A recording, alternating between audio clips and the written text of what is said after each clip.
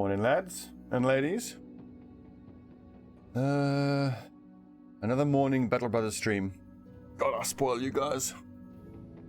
What time is it? It's 20 to 12. It's streamed till 2 p.m. Right, so we've taken a house affiliated mission to go take on some orcs at Black Boar's lair.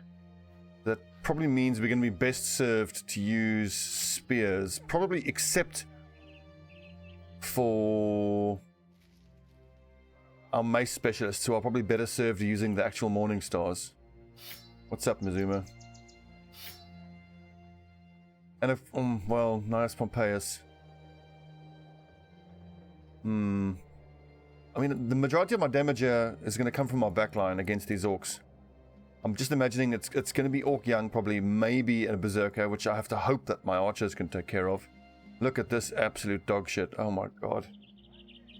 I might be better off just keep leveling up Vitalis and Dingus. I mean, look at 67, 66. Not bad, these two. Even though they're little replacement specialists. But that's what happens when you hire brawlers and militia. They just have such higher starting stats than, like, back. I suppose Lumberjack is okay. But a Vagabond, look, he's got 59 at level 4, and they've got 66 at level 3. 67 at 3.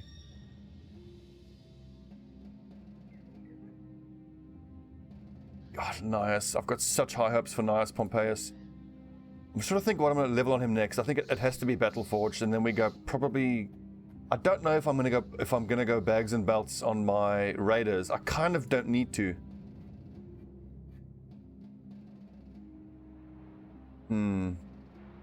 No, I do need to. I'm just thinking of what the toughest fight's going to be like against some raiders. Not quite yet, Mizuma. Hang on. Tomorrow's the 31st, isn't it? What's the date today? Am I taking crazy pills? The 30th today, yeah. Tomorrow night's New Year's Eve, right. I think I am going to take bags and belts at some point, because I'm going to want him to start with, you know, dagger, kite shield, have his two-handed warhammer, and a heater shield there as well. And then to be able to go to the two-handed weapon, I would need the extra bags and belts. Okay. The question is when to take bags and belts. Probably we'll take Battleforge next, then bags and belts, then we'll go for Berserk, and then probably footwork. We'll see. Pontius Exil. Getting there. I think this is the team I want against these orcs now. Okay. Just keep grinding. We need money. Money, money, money. Money so that we can hire hunters and witch hunters. Because, I mean, it really worries me that it's day 64 and we've got 3 archers. I mean, one doesn't even count.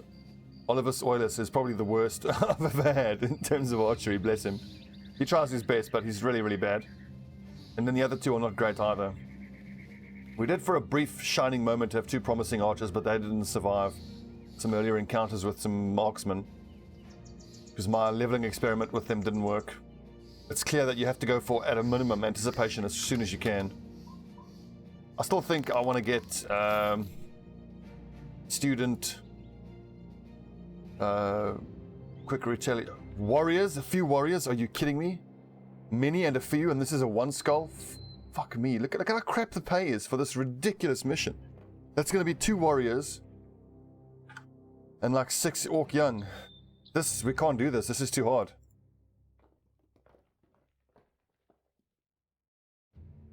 Fuck me.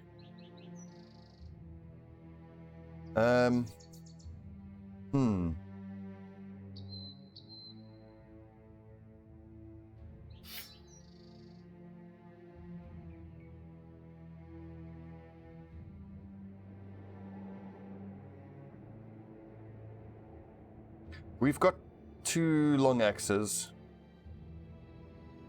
Well, you know what? I mean, I'm kind of thinking that it's 65 days in. I mean, what happens if I turn this mission down? It's really going to piss off this house we're trying to get to allied relations with. Really, the only person I have any long-term hopes for is maybe Scavis, but I mean, hell, he's got weakened heart. And that's even with Colossus, he's down to 53, so long-term he doesn't have a good potential long-term. The only person on the front line that has any good long-term potential is Gnaeus Pompeius. So as long as he survives this, And Nanus Merciless survives, and then like these two shouldn't get killed. It's fine, as long as they survive. I am thinking that maybe I want to take this military cleaver. Because I mean, Gnaeus Pompeius, what are his weapons going to be that he's going to use here? He's going to have the boar spear just to start with the spear wall against the Orc Young. Maybe that's not even necessary. Or maybe I'm better off. I mean, we can expect a lot of these orcs to have shields. So maybe I don't even bother with the spear wall. Usually the whole point of the spear wall is to hold the orcs at bay to give your archers time to do their work. But we've only got 2 archers and they are absolutely dog shit. And they've only got hunting bows. And they don't even have footwork. So they can't move away when the orc warriors close in on them. So the best they can do is just shoot until the orc warriors close in. Once they do, whip out the kite shield and just keep their kite shield up and hope they can survive. Which gives our 2 long axe users time to destroy the orc warriors' armor and for these lads to go to work.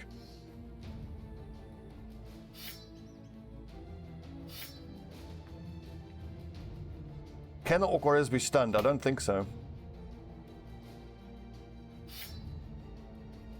Okay, so the frontline lads, those of you who have the fatigue to actually use a kite shield, you should, because even though it doesn't give you extra melee defense, it can't be one shot by an orc warrior or by an orc young, which is a real concern.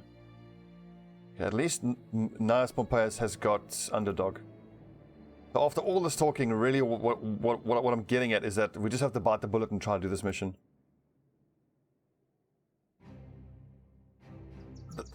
God, this is way harder than I was thinking. The pay is really bad for a 1 skull, but it's one of the first few 1 skulls we've done. And mercifully, that warrior is not wearing a helmet, so the flails should make short work of him. And he doesn't have a shield either. Okay, maybe this is doable. Let's put front line here, back line here. Well, actually no, because then my back line wouldn't be able to attack to that square. We're going to have to split our lines up a little bit. Put backline on these squares. Like my archers can sit here where they can't be in contact from there. So then Dingus can go there. Pontius can go here. We can put Servius and Gnaeus in those 2 spots. I don't have to cover these 2 spots because of the height difference. And then, or maybe we put 1, 2, 3 shield bearers here and 1, 2, 3 there. Okay, yes. Yes. So then Dingus goes there. Pontius goes there, which puts Mizuma there, which puts Samon there, which puts Talus here. 1, 2, 3, 4, 5, and that's 6 there.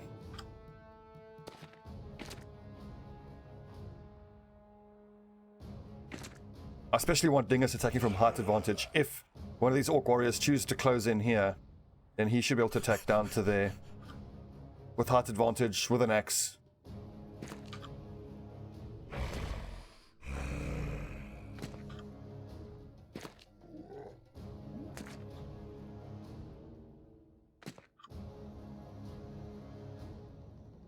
See now, I want Solaro to be, that's 1, 2, 3.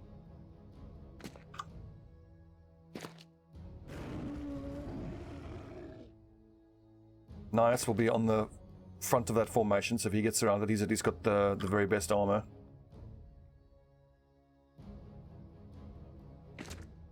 Shit. So Servius, I don't think he can make that spot this turn.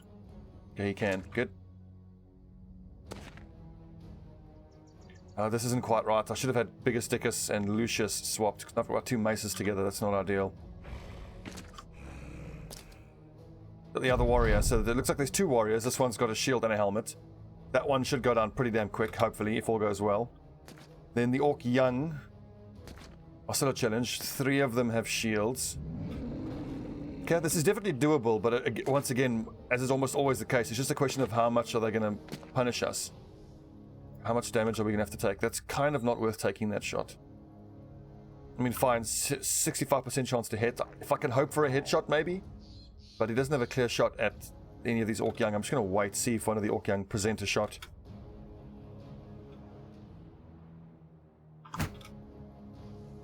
Just shield up, lads. At least the Orcs are easy to hit.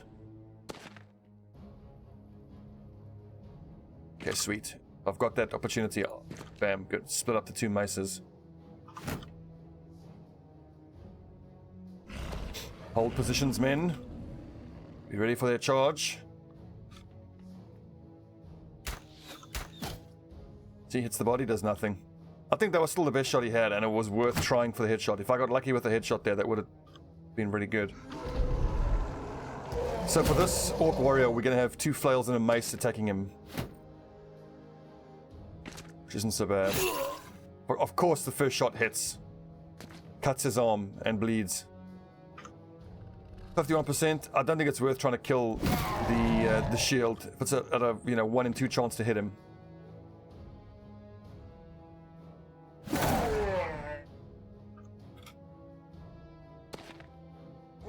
Let's try to kill the Orc Young quick as we can. Hopefully that'll shatter the morale. Good. Stand there and throw some wooden sticks. I'm totally happy with that. Good, nice hit. What's he got? Cut arm sinew. Turn done, turn done. Acts in 6 turns. Shield up, hold. Shield up.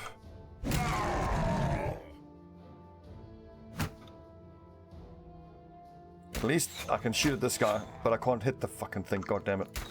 There we go, one more. Damn it, same one. Oh, come on. Oh yes, bleed. That's the problem with the small shield. Biggest Dickus, he's in real trouble. Like, I would want to take this spot to hit him in the head with a flail, but then he's the only person who's in contact, and then anybody else who would help would have to go to half contact. So I'm just going to stay where I am. Shield up. As is so often the case in these fights, maintaining formation is more important than getting an extra attack off. I don't see how Biggest Dickus survives this.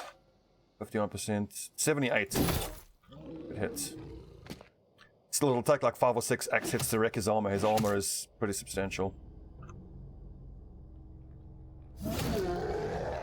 Yes, Dingus. So in terms of who we're going to look to hire now, we're obviously going to see if we can get any hunters wherever we can for ranged fighters. In the meantime, if I can keep finding militiamen for less than 1,000 gold, I'll buy them.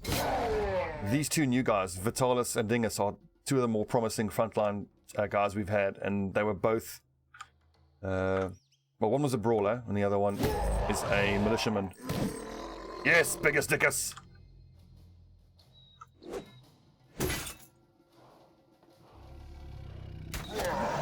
Yes, same on.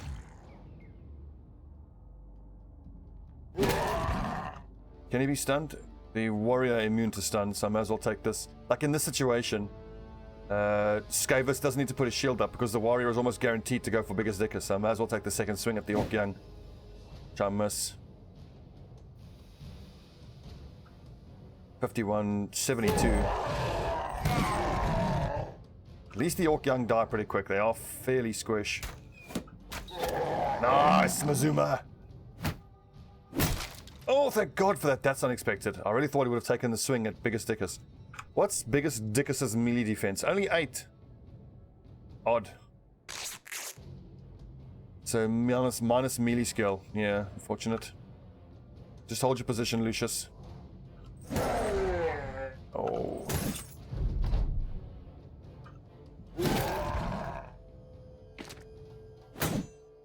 Don't want to talk too soon, but this hasn't gone so bad yet. 95%! Fucking misses!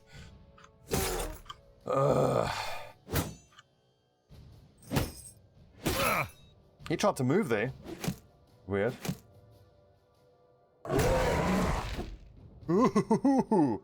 I actually don't mind that. Dingus has height advantage, and this is going to make this warrior even easier to hit for all these lads. Okay, if Biggest Dickus gets in trouble, Nanus can swap him out.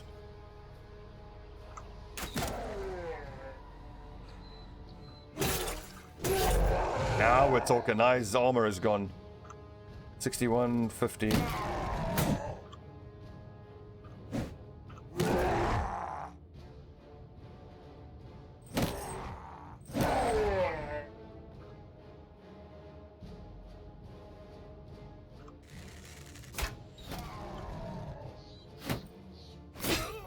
Ouchie. Also, the fact that they've got axes is way better than it could have been. If they had these cleavers are the most dangerous orc weapons, in my experience. Unless, of course, you're talking about the berserkers that use the flail. The two-handed flail is obviously ridiculous. And the two-handed axe. Oh, God. That shit's terrifying.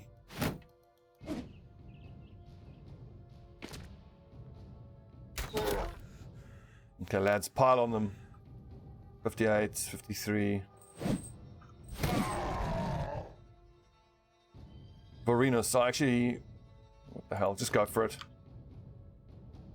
I was thinking that I don't want Vorenus to die, but I mean, he honestly, the way he's leveled up, he doesn't have any long-term potential, really. Come on, Zalaro, I need a few headshots there.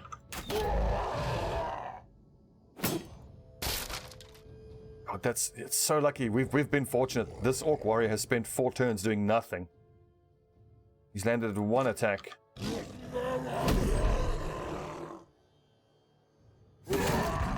Vitalis has done work.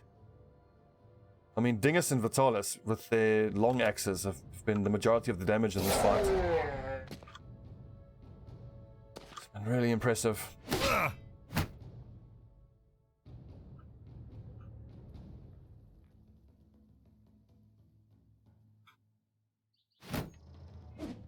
Ooh, lucky.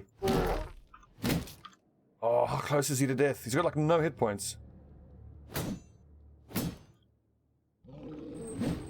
Come on, Biggest Dickus. Slayer of an Orc Warrior, Biggest Dickus.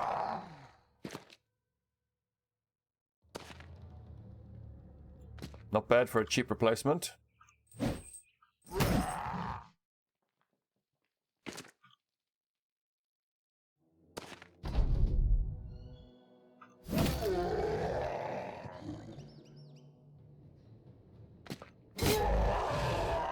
Great fight, team. Well done. When the chips were down, our hardest mission yet, our toughest fight. And we've come through with flying colors. Oh, God, that's gotta hurt. Fractured ribs. I also think that taking the 3-handed cleaver into the fight was the right call. As nice as the what's Warbrand, the 2-handed sword would have been. The extra armor pierce and the bleeding of the cleaver proved to be instrumental in that fight. Well done, men. Well done. Some nice levels, Zaloro. Let's see. I think for the moment, let's just try to give him some melee defense.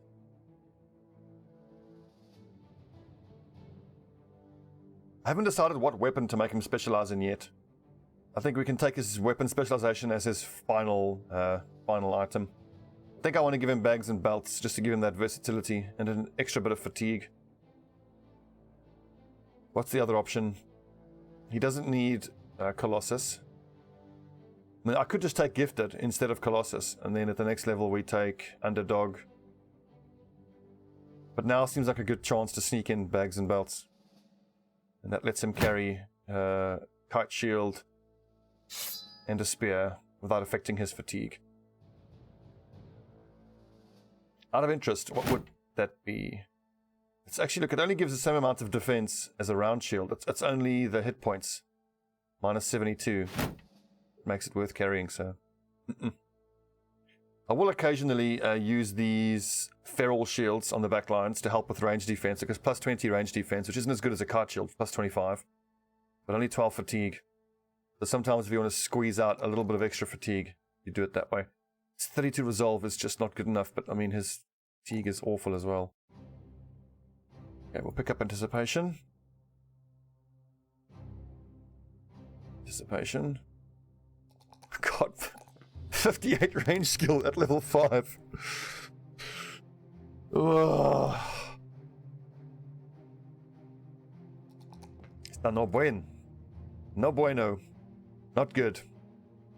Not good.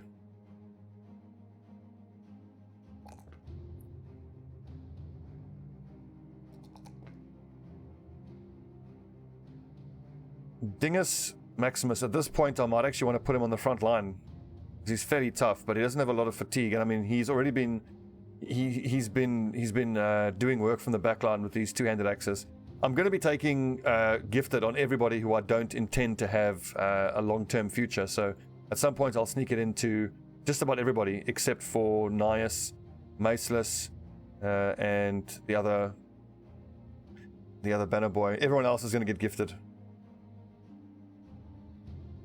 I think it's probably one of the best, if not the best, short-term perk. It gives you the most benefit early on. But then later on, if you've got like a level 12 guy, gifted is giving him maybe like +3 to melee, +4 to fatigue, you know, which doesn't give that much. +1 doesn't work. I might as well make him a bit more beefy or increase his resolve.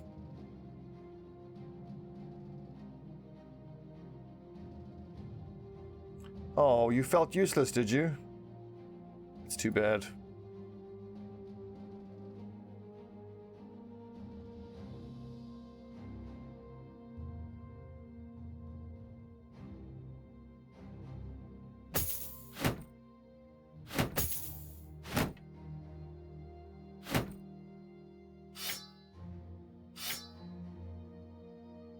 '89 fatigue, very nice. Very, very nice.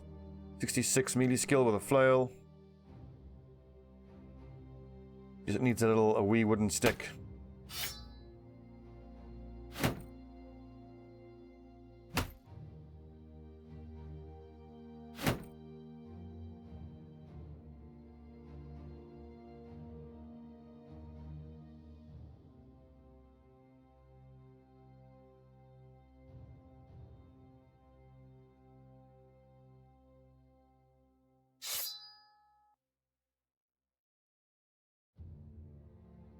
Okay, good.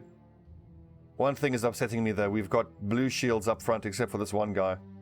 We can't have that. Come on, surely we can color coordinate with a blue shield. Nope. RIP. I have to uninstall. Can't play the game anymore. So, that was not great pay. But on the plus side, that's going to improve our relations with that house. We've just got to keep grinding and keep hoping. Pay will start getting better. I mean, once your reputation improves with them, a one skull mission like that paid about 1,000 will start to pay like 1,500. Like, I think the rewards go up substantially.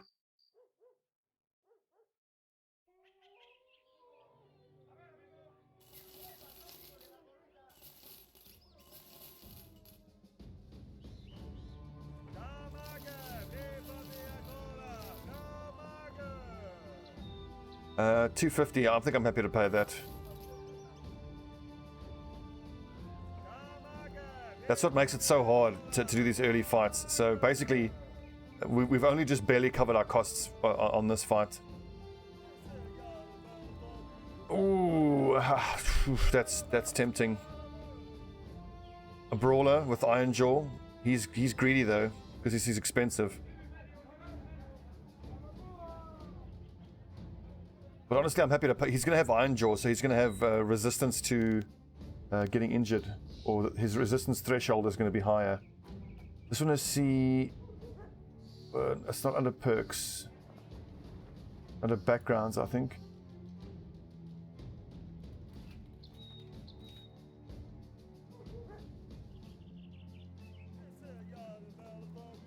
I'm just checking the description of...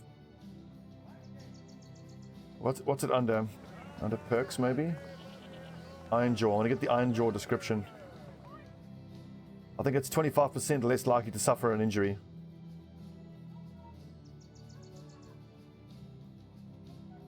They keep moving stuff around on the Battle Brothers wiki. It's really annoying. Talents and titles and traits.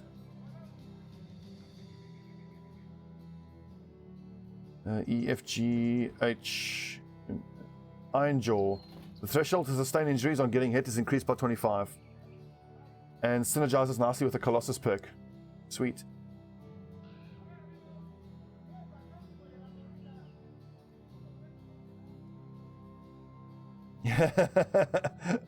you lost 3 times to Hogarth in that first fight. Wow, dude. That sucks. So what's your starting lineup? You need to try to squeeze as much money out as you can out of that first fight. I'm sure you've seen me do it. Go to your first village. If they have any trade goods, buy them all, sell them at a big village. Hire cheap bodies. Buy pitchforks wherever you can. If you can get 4 guys up front with shields and spears, you'll have 1 guy with a crossbow at the back and 3 pitchforks on your other 3 cheap guys. The guys with pitchforks don't need any armor. Then the rest of the money just goes to buying whatever armor you can for the front line. And just spend as much of your money as you can just to get within 1 day of salary for that first fight, because you're going to get 400 as soon as you beat Hoggart.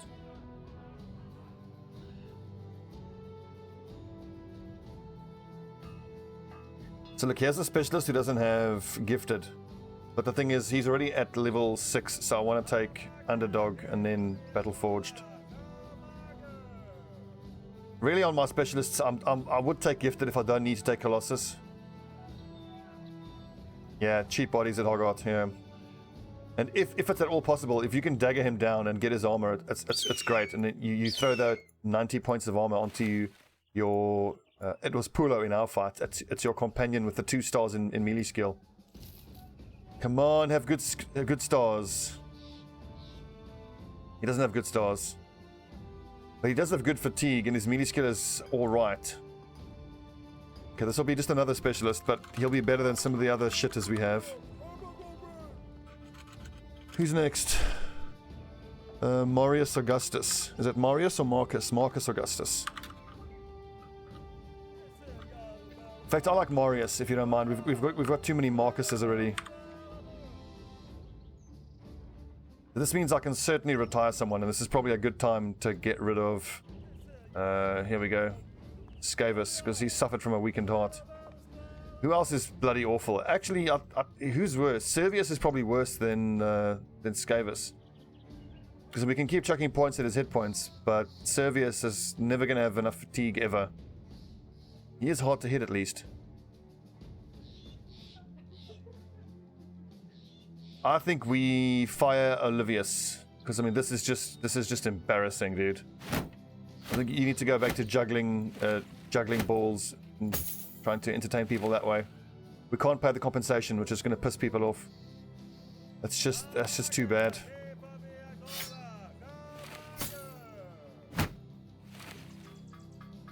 Just gonna have to take the morale hit.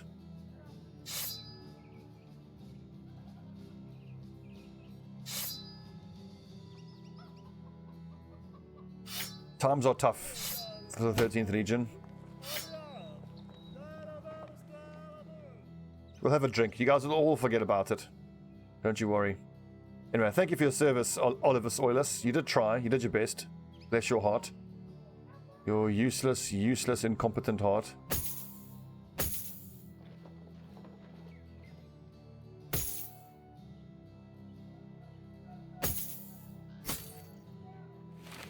Sorry about it, Venus. You'll be back in action in no time, 1 to 4 days.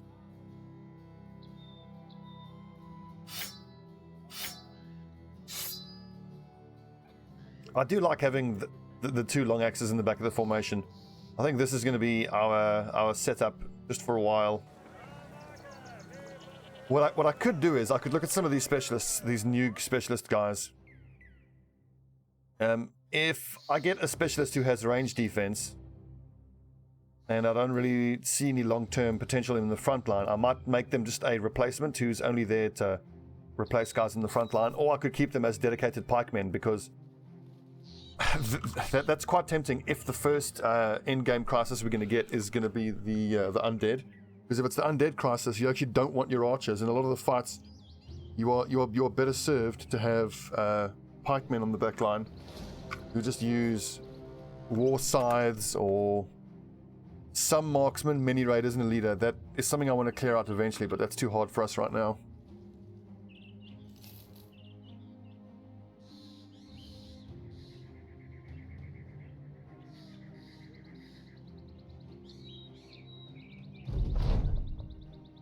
So Radiant's, my advice for that archer that's in the Hoggart fight, I just try to ignore him. Because if you kill his mates, the other thugs, quick enough, the archer just runs away. I think now is the right time to stockpile tools if they are comparatively cheap, because we're struggling so much with tools on this map.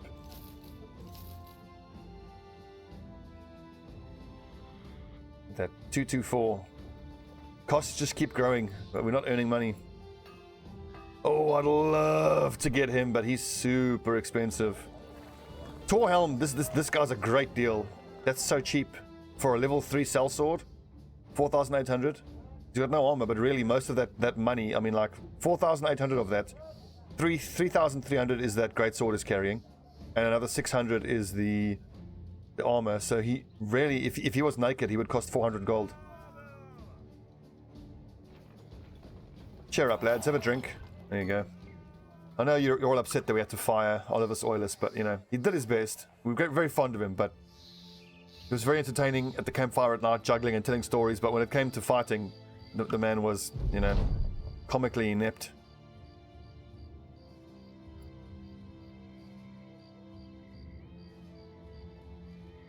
No mission for us. Let's head over to Walheim.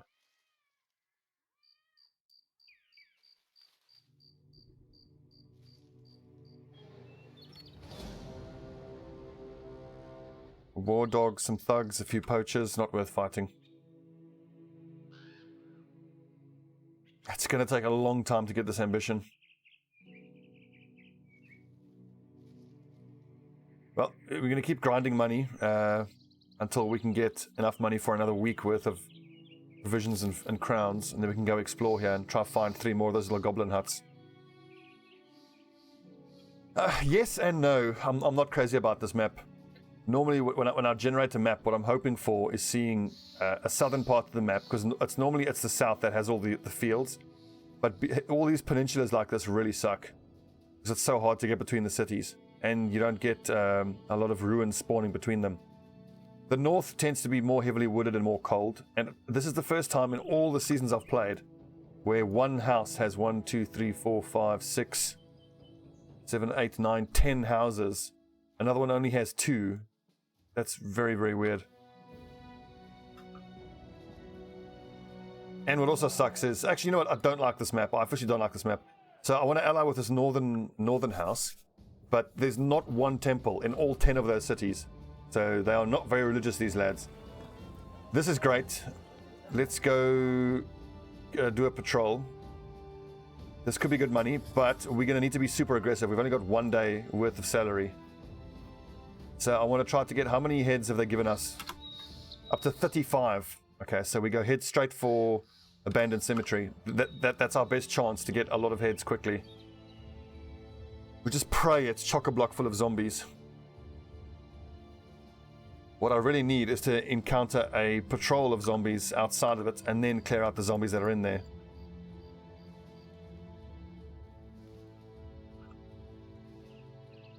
I have found with these patrol missions, you have to go ham on them and just run straight for these ruins and try to clear them out.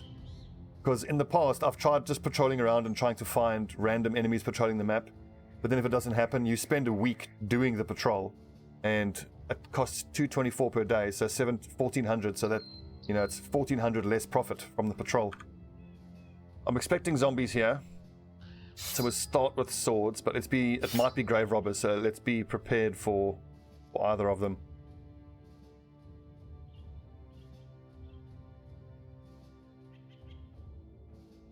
Then keep your Morning Star. You're fairly accurate. The Morning Star does great damage, 30 to 45. Actually, no, take the sword out. Yeah, take the sword out. If it's zombies, you're better off with the sword, even though you're a mace specialist. I mean, 40 to 45 compared to 30 to 45. The extra fatigue on hit from the mace will do nothing against zombies.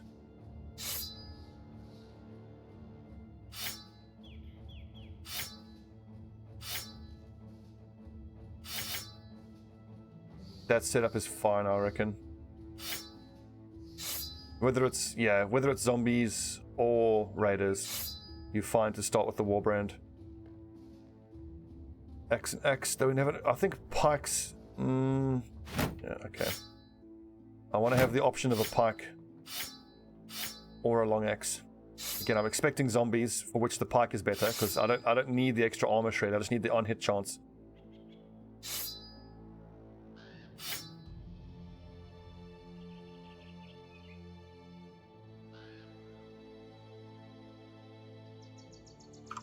It could also be Noctirs, which could be tricky because we don't have spears equipped, but it's Noctirs. Okay, so we can't do our normal tactics of maintaining a spear wall because we've all got swords out. On the plus side, what we can do is we can just turtle up on the high ground, let them hit our front lines, and then start doing damage. It's tempting to start shooting them with arrows now, but I can't have their corpses drop that far away, where I can't advance into their ranks. Oh, good lord. I'm glad I gave us all pikes.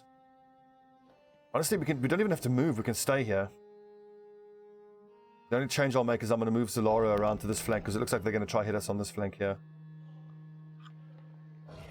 Archers, can you maybe get a clear shot at these big lads? Just do nothing, do nothing. And then with my radar, I'm going to have him start with his Warbrand out so he can get an attack off, and then quick hand to his shield. What up, Kieran?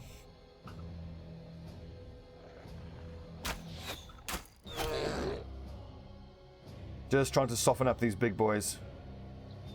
Dingus Maximus. Dingus. I kind of wish I would have given Dingus... Where is he? A sword and shield. Because now Nanus is going to need to go to sword and shield, but then he's not using his battle standard. I mean, these are going to be in contact soon. What's his melee defense? Only 2. No, that's not good enough. What's up, Dwarf and Blues?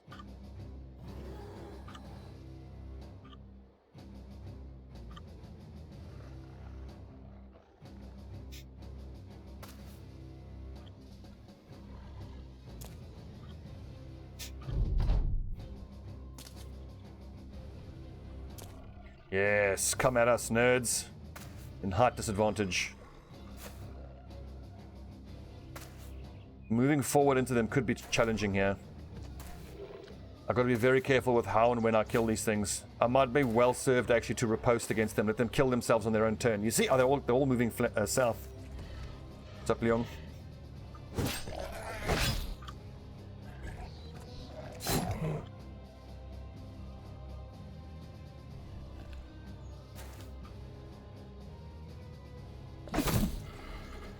Interesting. That actually works for us that he missed the one in front.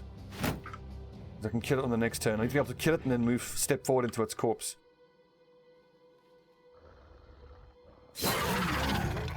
See, now Biggest has got to move forward. Like so. Vitalis' turn is done. Okay, but Servius can still move forward. That's something you've got to be really careful when you're fighting these things. You've also got to make sure that if you kill a Noctir, you have someone else to move forward and cover the corpse.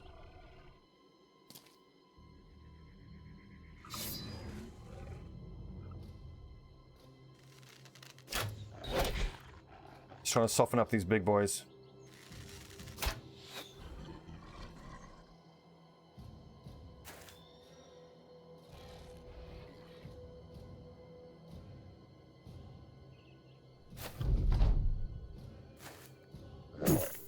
That's unlucky. Heart advantage and with a shield out and he's still hit.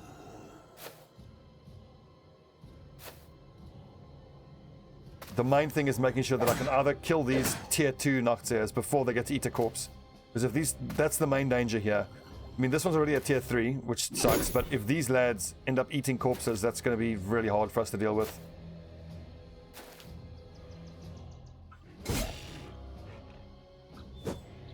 God damn it, boys.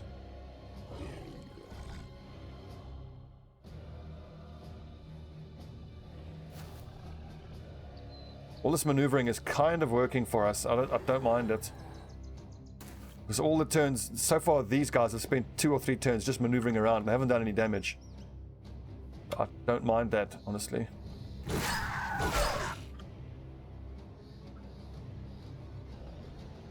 See, this sucks. I don't want to kill this one now because then I've got to move forward. So I'm just going to riposte and hope for the best. Quick hands the sword out. Kill the Noctir. Move forward. And he's got access to 3 squares with heart advantage.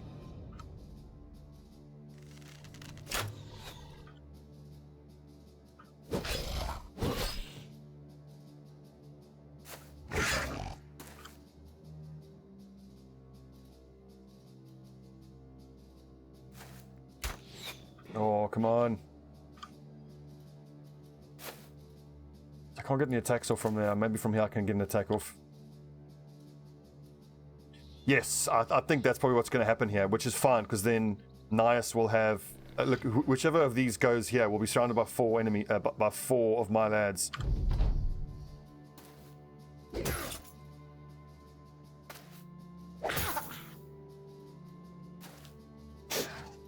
Good dodging.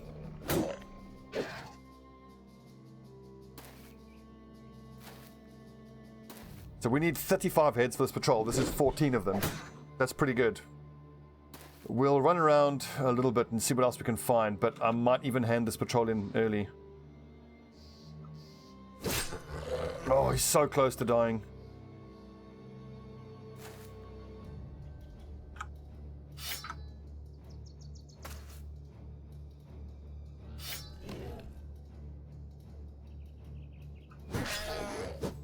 Oh.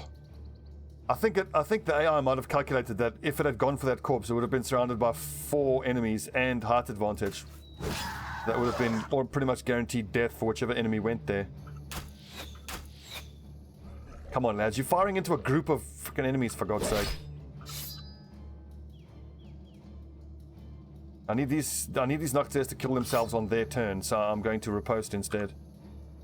35 melee defense and height advantage. He should get some riposte hits off.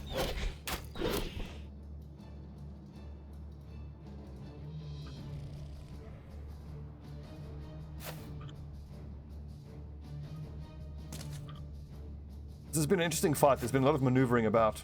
This worries me though. At least whoever goes there won't be able to eat the corpse in their same turn.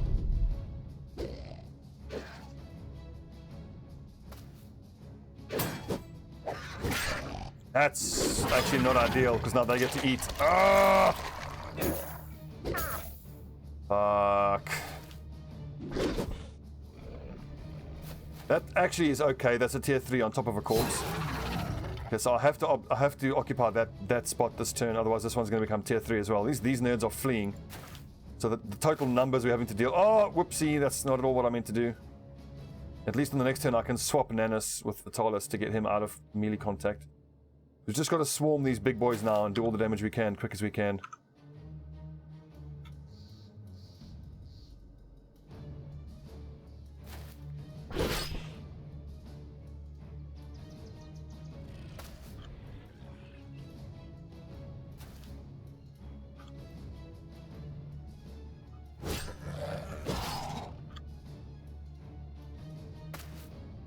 Which of these two? This one's lower, so we'll go for that one first. Because I guess no point in putting your shield up because they're just going to swallow you anyway. Let's go all out attack.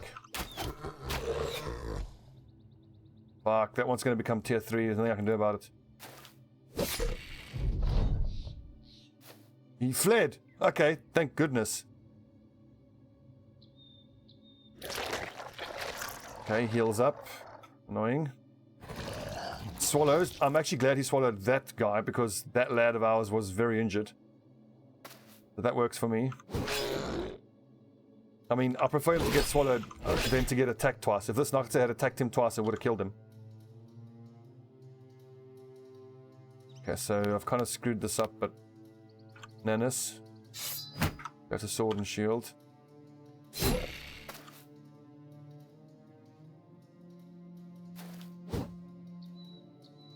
I'm going to keep Zalora out here and just make sure... I don't want to run him up and then this guy decides to come back and eat a corpse.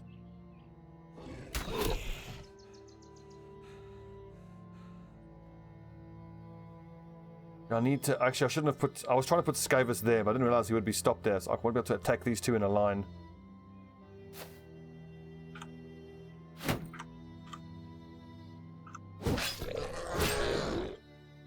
Come on, raid boss, almost down. Oh, so close!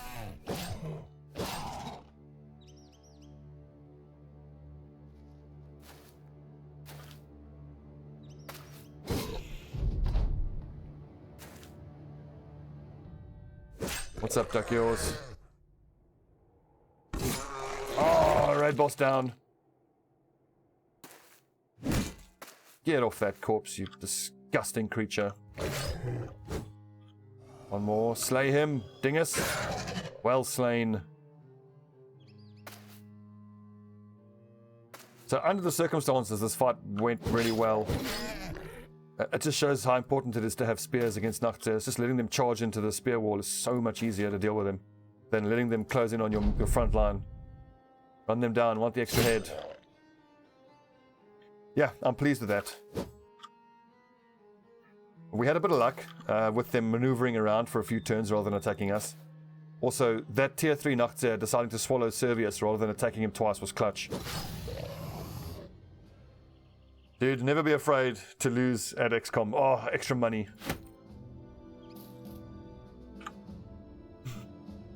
When you lose, you learn. Okay, Pontius Axial the Bannerman. I am actually going to take rotation because as important as rally the troops is, I want you to have rotation so you can help out. Lads in the front line. Next level, you will take rally the troops.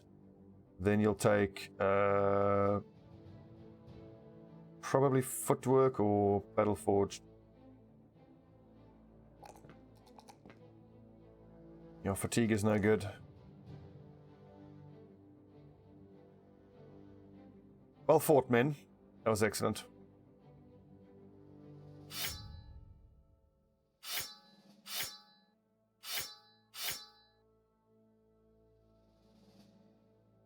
We're trying for a Roman-themed campaign, indeed.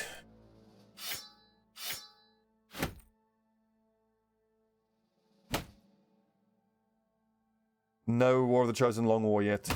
No. At some point, I want to update my mod list that I had from the last season.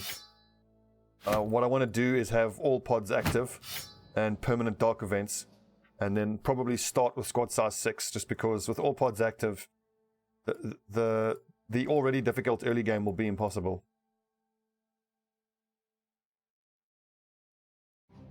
We head south, straight down to Guardian's Keep Ruins, and just hope we can handle whatever's in there. Scrambling, we need another 21 heads. Best case scenario, there will be 21 zombies in there.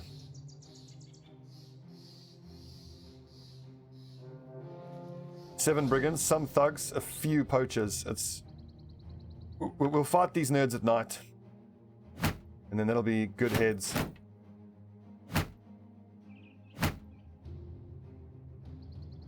Wait, what happened to my kite shields? Did I sell them? Oh right, I gave them to my archers.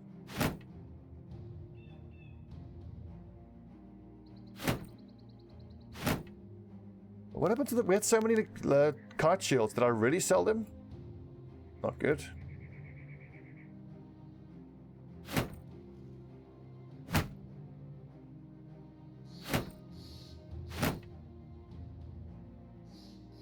Most of my guys are going to have 4 slots, yeah. So if you look at Zaloro full men here, this is going to be what I'd do for most people. Gives you so much tactical flexibility. Like against orcs, if they break your first shield, you can whip out a second one. But the main reason I do bags and belts is when I'm fighting against bandits, bandit raiders and marksmen, which bear in mind is what you're going to be fighting most of the time. Later on in the game, I'll have money to have heater shields as well. So when the battle starts, they start with a kite shield because they're getting arrows shot at them. And then later on, when they close into melee range, they will quick hands to the heater shield for the extra melee defense. Oh, that's right. Yeah, the orc destroyed the one. Now I remember.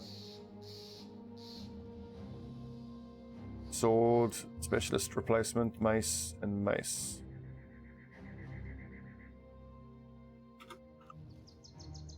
Get back here, brigands. That also suggests that there's brigands in here. I hope that it means that it's not going to be that difficult in that little... ooh, hello, hello. Some thugs and some poachers. Nice. This is all to the good. Random endgame indeed. We don't know yet what it is.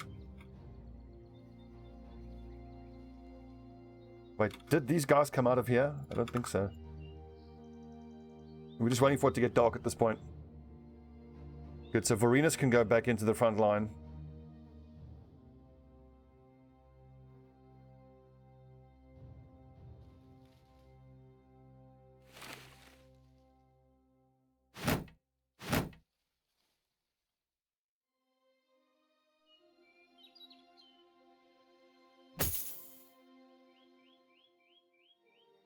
Where's the other two-handed weapon? What have we got? Isn't it a pike of some sort? Okay, looks like I'm gonna have to have both my archers in this fight. Ah, right, never mind.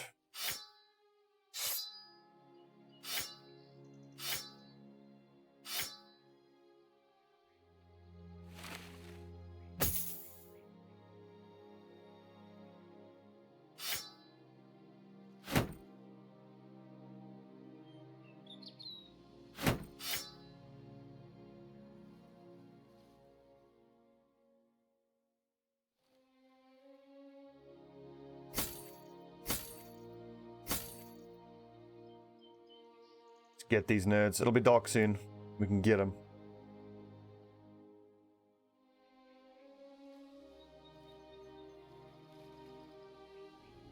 So this is 7 of them, and then hopefully there's another 7 in there, which gives us another 14 is 28. Then we need 7 more heads.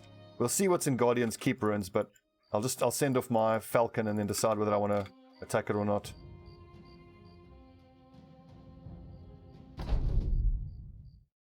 It's another reason I'm so glad we got so lucky and got that free Falcon. Because now in this type of position, I can go into any ruin to send my Falcon out. I didn't give Varenus a helmet. Oh, no. Whoopsie. I've still never seen a Lindworm. Not yet.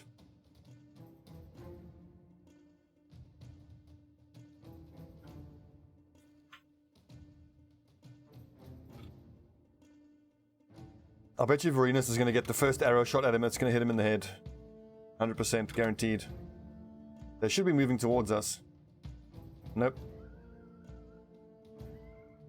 Normally when it's night time, the archers move forward to get a better shot, but because we have no archers in our formation, that's probably why they're not going. Okay, so we'll just end the first turn, because now I can't move my entire formation together.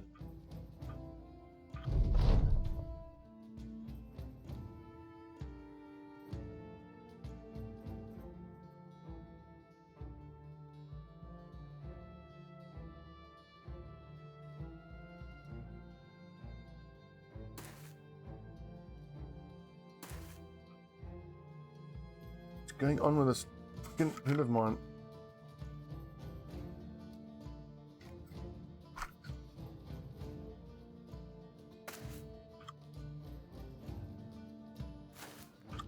Well, let's just hope Varenus doesn't get brained. If he does, it'll be disappointing, but whatever. He doesn't have long-term potential, unfortunately. I was hoping, being a companion and starting with 16 melee skill, I could at least get a little bit lucky with some of his level ups, but he's rolled level 1 on melee skill every single level.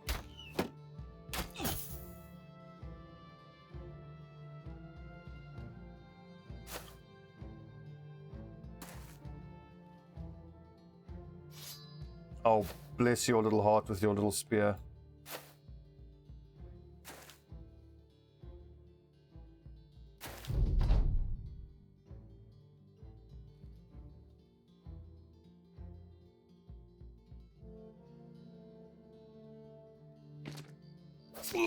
Oh, nice! Hit him in the neck. The dagger.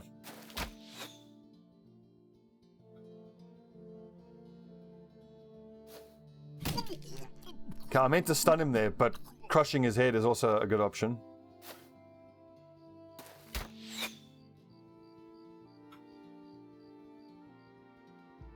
I actually haven't played it. I watched Christopher Odd play with that new character, the Shieldbreaker, but from what I've heard, the Shieldbreaker is really overpowered.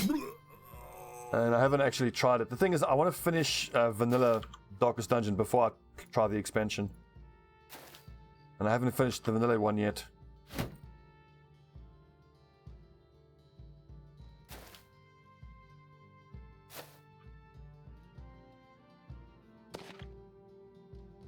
Oh, I haven't even heard of the new one that's coming. What is the new one that's coming?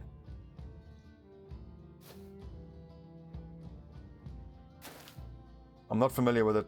Like yours, you're like, give me the details.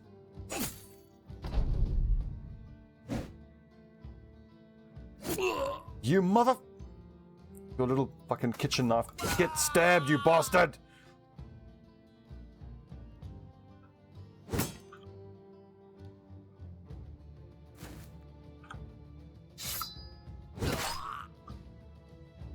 It's a lean crash landing.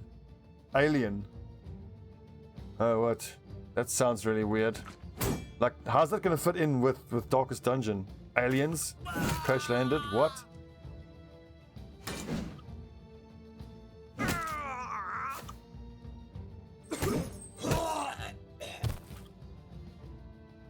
Fucking annoying. Obviously it's a slaughter, as it was always going to be, but bloody Zolaro suffered a pierced chest.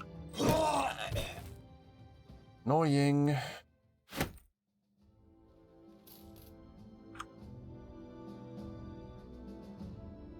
Tentacly, yeah. But that really doesn't fit with Darkest Dungeon aliens, not at all. I don't know why they would feel the need to go for aliens. I mean, it already like in terms of the lore of Darkest Dungeon and what they have going already, I don't see why they would need to resort to the extraterrestrials ploy. What's up, Mr. Bollocks? Sergeant Mazeless. Okay, so he's got rotation, he's got ready the troops. Battleforged is excellent. His fatigue is awful though. I think I'm gonna have to go for recovery. Yeah, just to give him any hope of being able to do anything.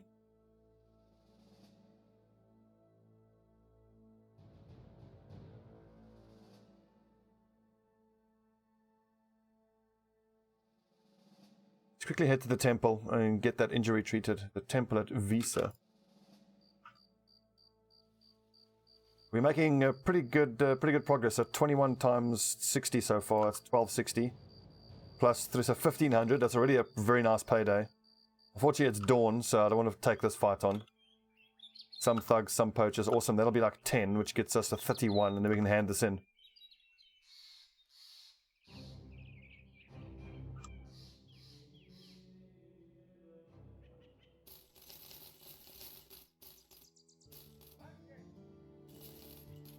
Two, three, four, five, six.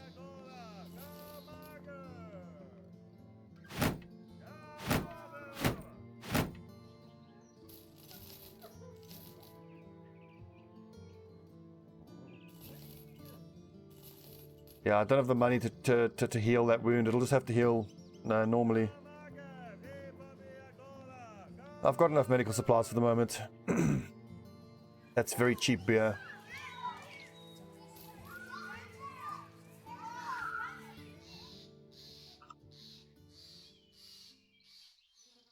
Come on, give us a little group spawning around here. That'll get us all the way up to 35 heads. I doubt very much there's going to be 14 enemies in here. Some and some. At the most, that could be 2 groups of 6. Which is what I hope for. Hey, day 69. Heck. Vorenus, don't you want to wear a helmet, my man?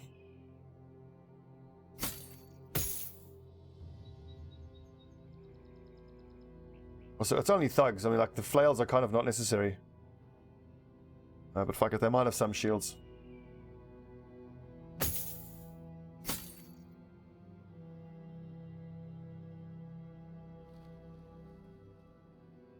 So Mazuma, I can understand why you grew your hair long, being that you're missing an ear and all.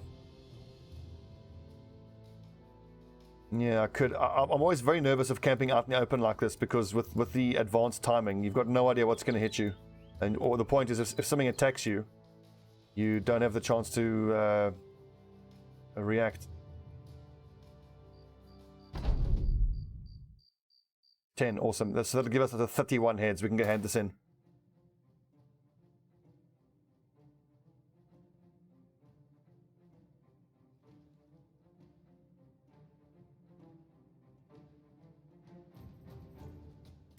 Forward, men. Hello, lads.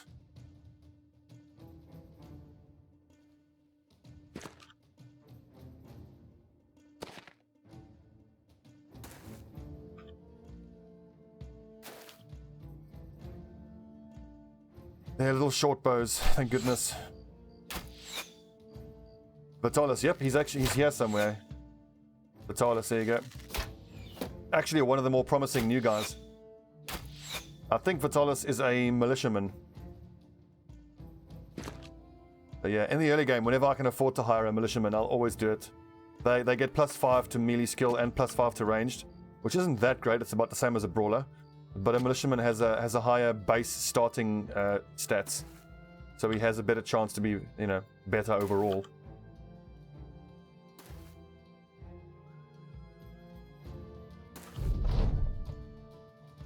These fucker with their daggers, they gotta die first.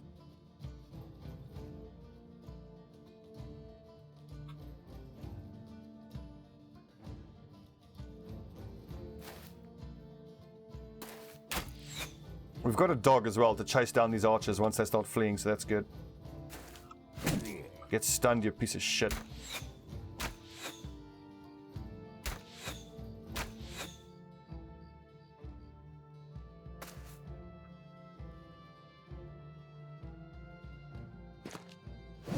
Ah! Oh, biggest dickus with the old one-shot flail to the head.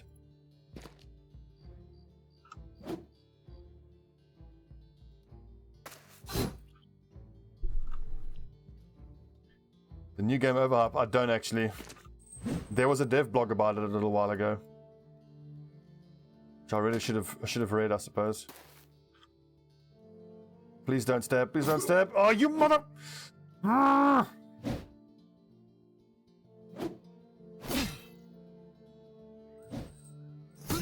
I better get these daggers too. It'll be a nice addition to our weapons. There's still a couple of guys using butter knives on the front line. If we give them all proper daggers, that'll make our armor collecting a little bit easier. Get them, lads.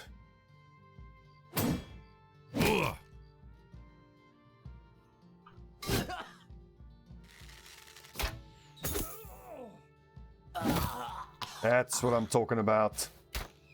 Nothing shatters morale quite like a two-handed axe crushing into someone's head. Followed by 2 misses, obviously. Sakes.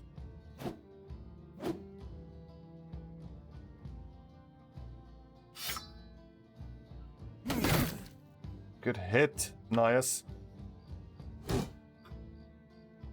Fucking little buckler.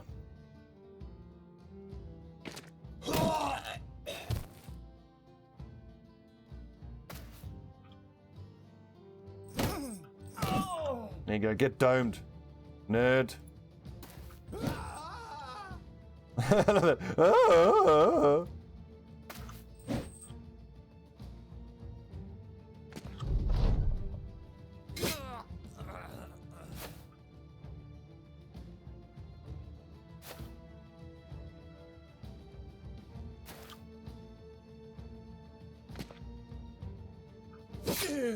Ah, I just didn't like that. Did you? Careful with that fucking butter knife. But that always reminds me of, did you guys ever watch that cartoon show called Freakazoid? And then I remember there was one funny episode where this, what's it, villain gets knocked off a cliff or like down a pit. But because it's Freakazoid, he's like, ah, scream with me, ah.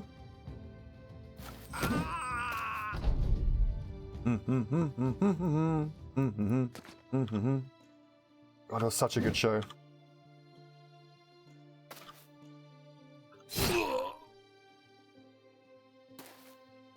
And I mean, I know everyone thinks that the cartoons they had growing up were the best, but like a couple of years ago, I was flipping through channels at home on the satellite TV through Cartoon Network, and like the modern cartoons that kids watch are so fucking weird. Just like weird, like artistically weird.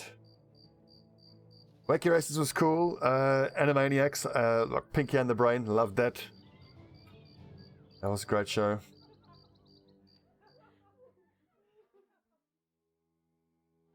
Four, 5, 6. Do we have any swords currently on the front line? No. Ooh, some level ups. Look at this. That's 6 +1s in a row.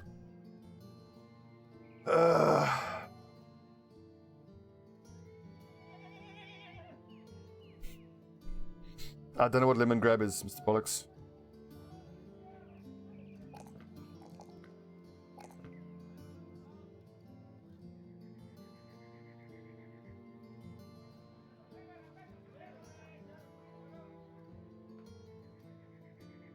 Oh, baby.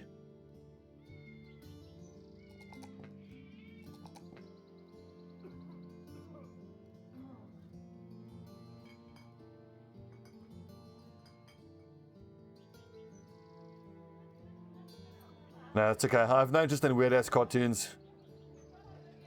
Okay, +2. You see, like, I mean, Vitalis has been a bit more lucky. He's got no stars, but he's rolled +2s every time. Lucius has just rolled +1s every single level. Unfucking believable.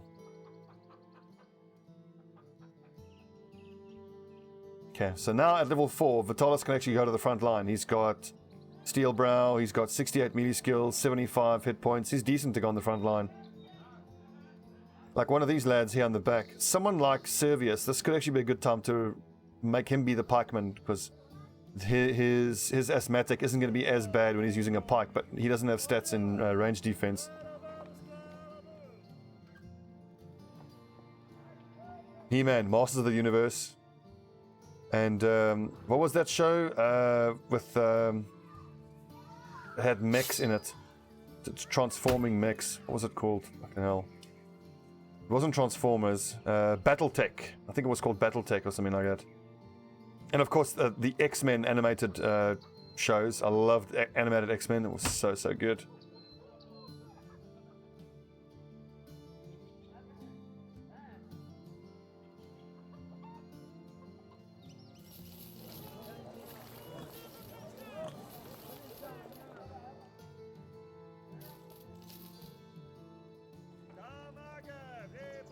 Wily Kyoto. Dino Riders, wow, that's back in the day. Dino Riders, freaking nostalgia here today. Dagger, dagger, oop, butter knife.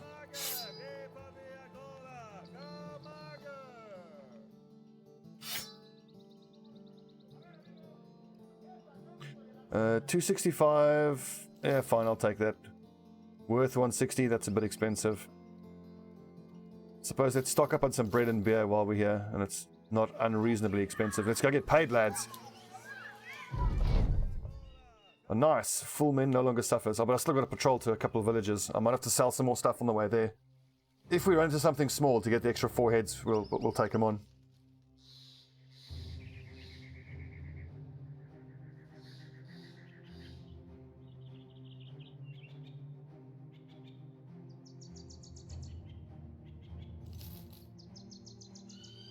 Yeah, I missed the whole Pokemon boat. I was fine to stand on the shore and watch the Pokemon boat sail on by. Airwolf, I never watched. We didn't get Knight Rider, I don't think, on South African television. We got Airwolf, MacGyver we got as well. That powerful mullet. I think I might have to sell one of these swords. I need another 50 odd.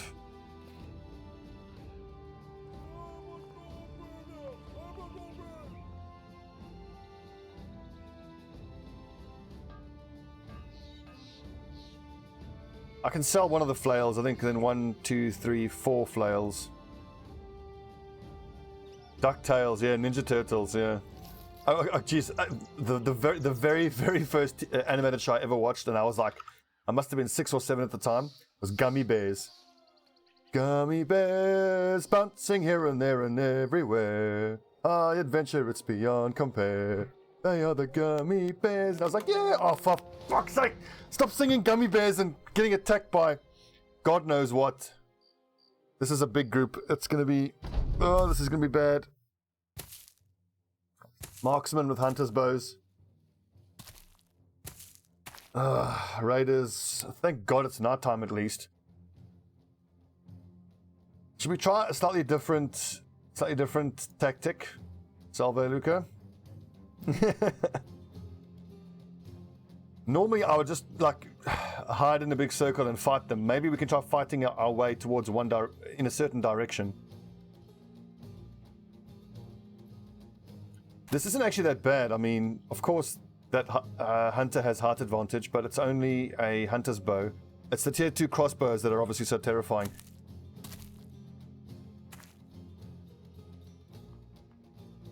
Yeah, it's like obviously talking about gummy bears summons the gummy bear monster. Smurfs, used to watch Smurfs as well. Smurfs was pretty cool.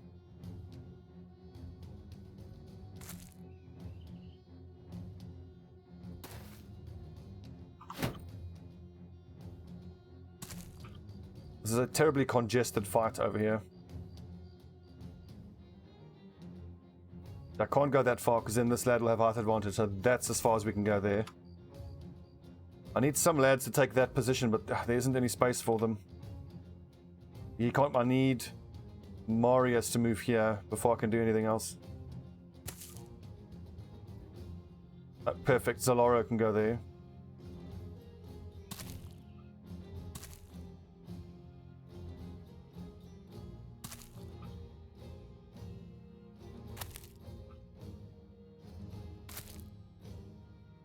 This really sucks. Spending an entire turn rejigging my setup.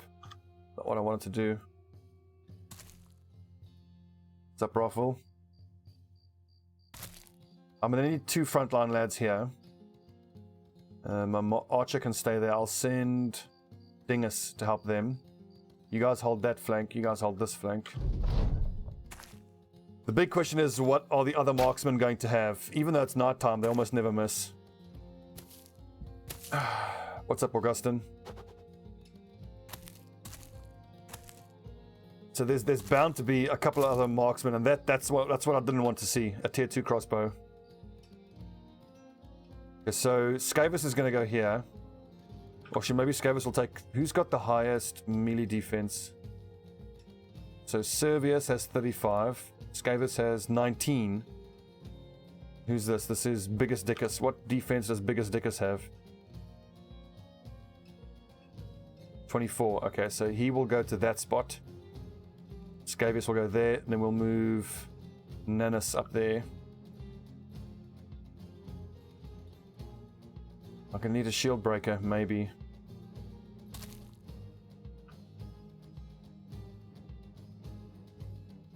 The other option is I could actually move these lads back. That's actually probably a better idea. Let them file in here one at a time. Yeah, that is a way better option. Let's do that instead. Even with an aimed shot, only 38%, but I mean, it's night time, so it's really hard to get shots off.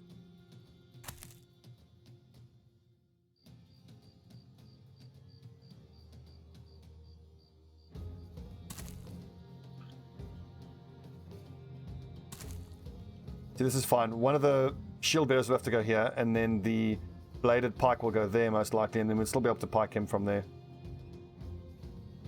If I have the opportunity, I'm going to move these 2 pikemen here and then put my shield bearers up on the high ground here.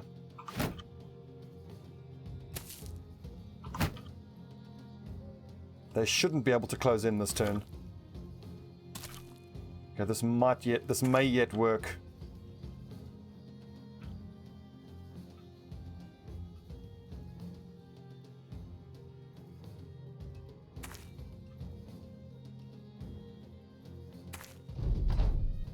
Putting my shield bearers up on the high ground, though, is maybe not ideal, because then... Okay, well, he's just going to rotate him out. Okay, that's made the decision for us. I was just thinking that if I put my shield bearers here, then 2 of them can get in the front line there. Really? A thrown weapon at night with a shield wall? Is that what's happening here? Okay, we need a flail on that nerd.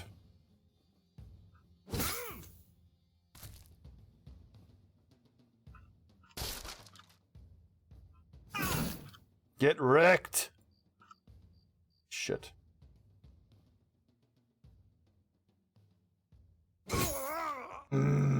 Slain!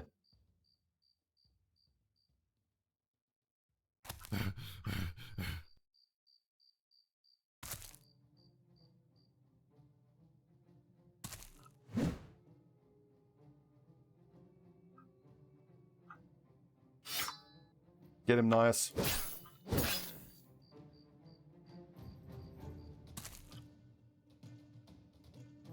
You lads, hold your positions. We're expecting these lads to come back through here. At a certain point, I gotta see if I can get eyes on that tier 2 crossbowman and make a rush for him.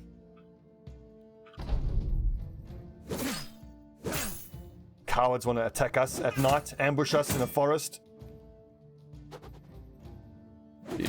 disgusting. Dishonorable.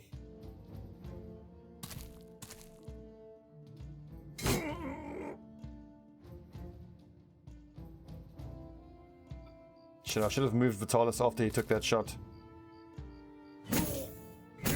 Ah, Jesus, that mace hurts.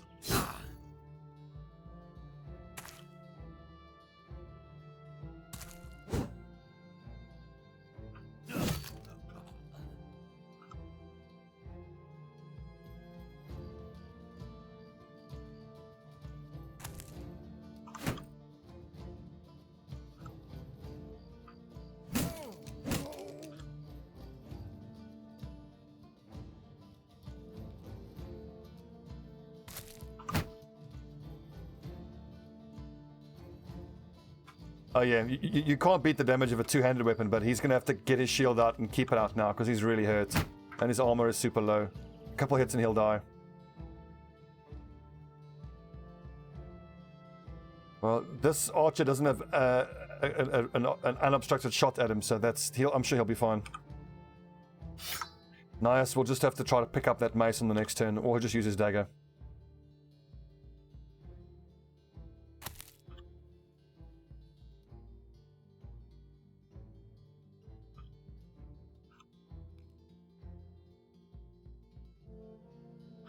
I don't know, I think the sentiment of break their knees in front of their kids is one I can get behind. I don't think it's too harsh at all.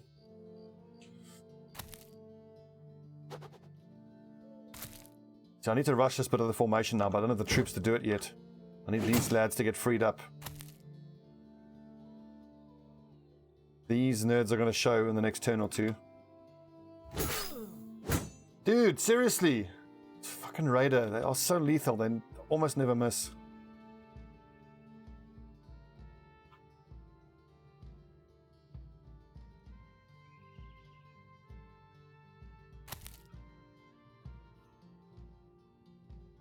Because Nias is really hurt. I can't put him there. He'll be in contact with 3. Going here is dangerous. That bladed weapon will he'll destroy his armor in a single shot. Just hold, see what they do. Also, biggest dickers, I don't feel good about him fighting this guy by himself. With height advantage, he should have a relatively easy ability to kill him. Skyvis has to stay there, because by killing this dude, one of them are going to come back through here. I kind of don't have the troops I need here. I think what I'm going to run Servius into contact with this lad, and then have Nanus help him. Nias is just going to hold this area here. Like, they're going to spend a turn or two just throwing axes, which will hopefully miss. My archer still doesn't have any good shots, but he will do once that crossbowman shows himself here.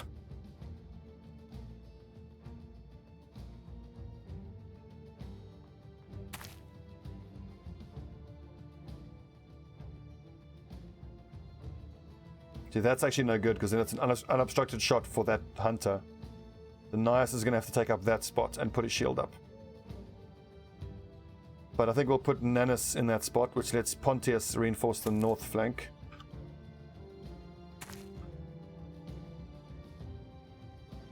Varinus. I think... yeah, hang here. I want to see what this guy does. He might go over here. I mean, I know that this Dingus is now exposed to that crossbowman over here, but I'm hoping with the darkness, and we're going to be moving up anyway, that he won't get any vision on us.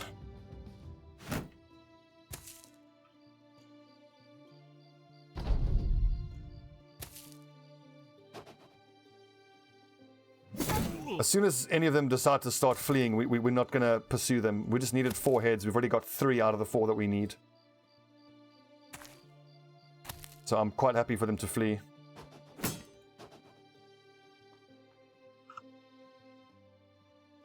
That crossbowman's going to show himself. Know it.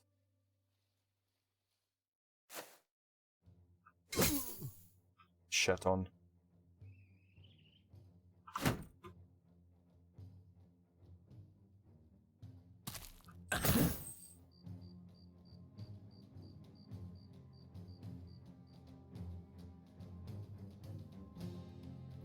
It's too dangerous for Nias to go there right now.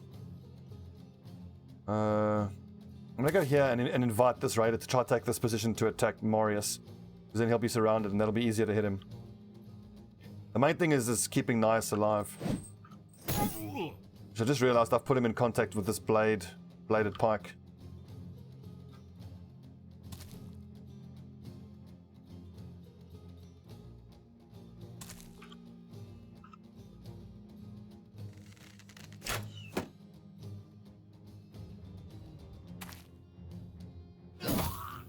Hit.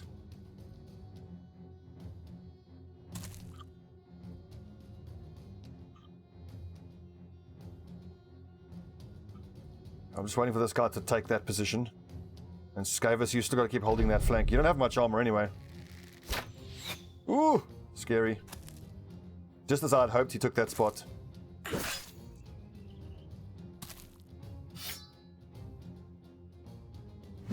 Oh, thank God. I'm throwing axes, that's fine. It has been a bit of good fortune for us that tier 2 crossbowman, which is really the scariest threat on the map, has spent all 7 turns just maneuvering and trying to get a shot.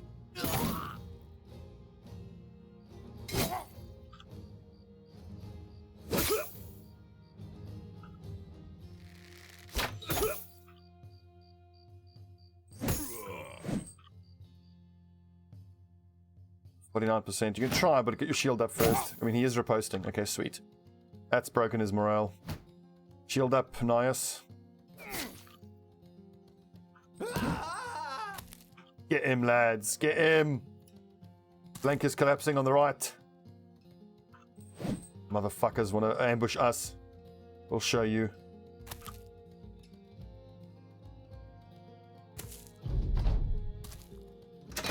Oh, you see, as soon as he shows himself, bam. He shot at Samon, so it's nighttime, 5 tiles, height disadvantage, and he still hits.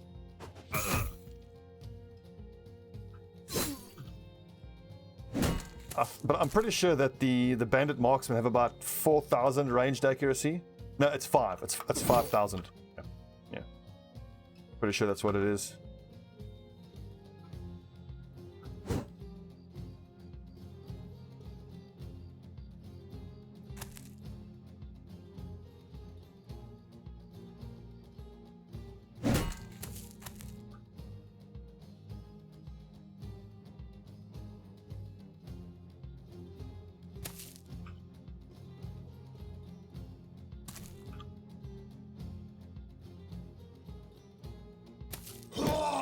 I'm pretty sure that hunter's going to run away now.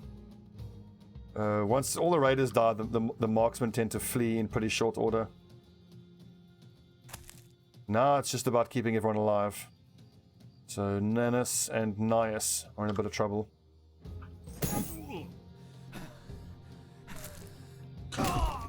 Get wrecked.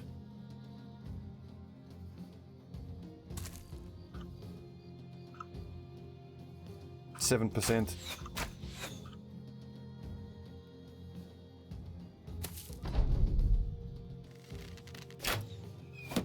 You cheeky fucker.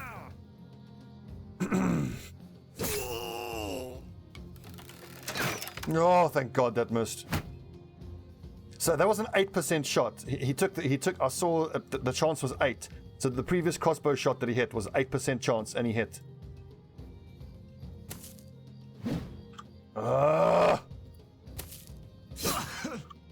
Yes, flee. Piece of shit.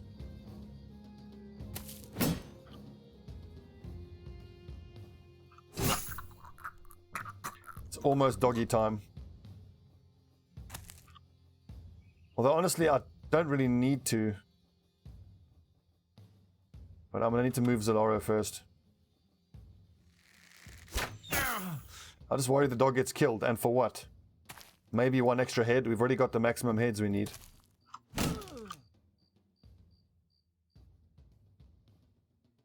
Like dogs. I love that part in that movie when every time that dog barks, it squeaks. That was one of the funniest visual jokes that I've seen in a movie in a while. Oh, thank God that missed.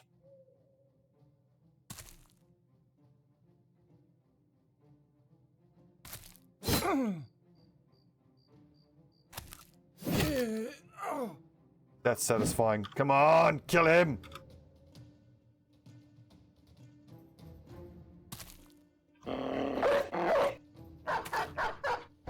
Good doggy. Get him, Brent. That reminds me, one of the lads here has a bleeding neck. Grazed neck, Nanus. There's someone who has bandages, needs to bandage him. Bandage him up, sharpish like.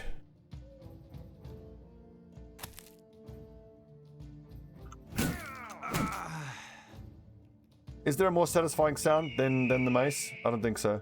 There was a second tier 2 crossbowman, a tier 1 crossbowman. Okay, still. I'm glad he fucked off and didn't fight us. Snatch, yeah, good show that. Such a good movie.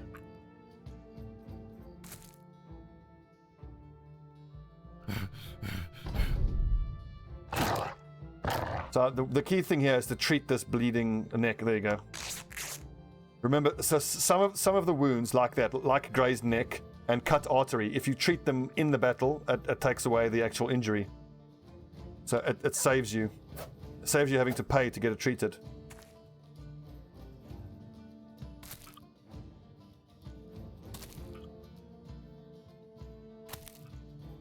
Of all those type of English gangster movies, I'd say that 51st State's probably my favorite. I told you to take care of him, not take care of him. They told me to take care of him.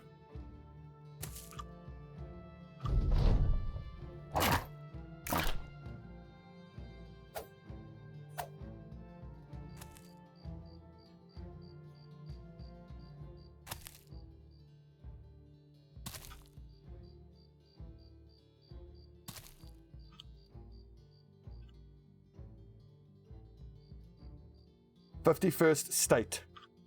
Samuel L. Jackson, Meatloaf, Rice Ifans. I think his name's Robert Carlyle. He's the guy who plays the Mancunian. Something Carlyle. I think it's Robert. Something Carlyle. Very, very funny movie.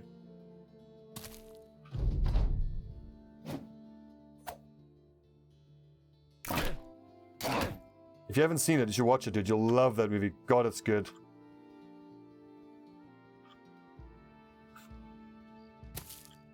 Can we finally kill this bloody marksman? Oh, and then he dodges.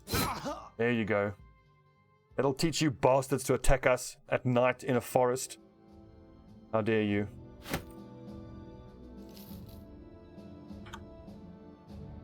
At least that was encouraging. That was one of the tougher fights we've had. And it suggests to me that we might not be too far off being strong enough to clear out a hideout that has comparable amounts of raiders and marksmen in it. That's exactly the one. Sam Jackson wears a kilt, says he's Scottish, indeed.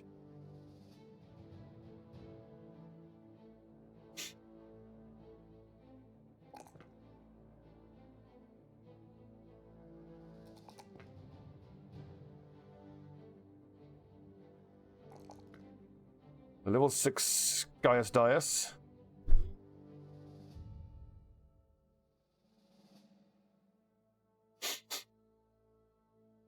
What's your defense like? It's not great. I did for a second think of giving him underdog and putting him on the flank, but I'm rather just going to take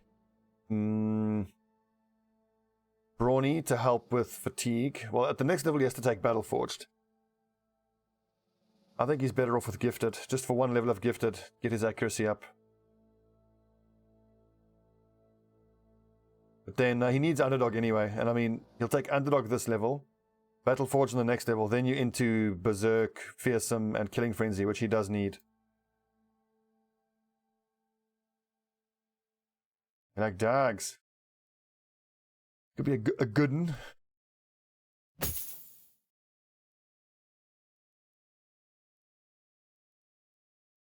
I'd love to give these heavier nasal helmets out, but my Bannermen don't have the best fatigue.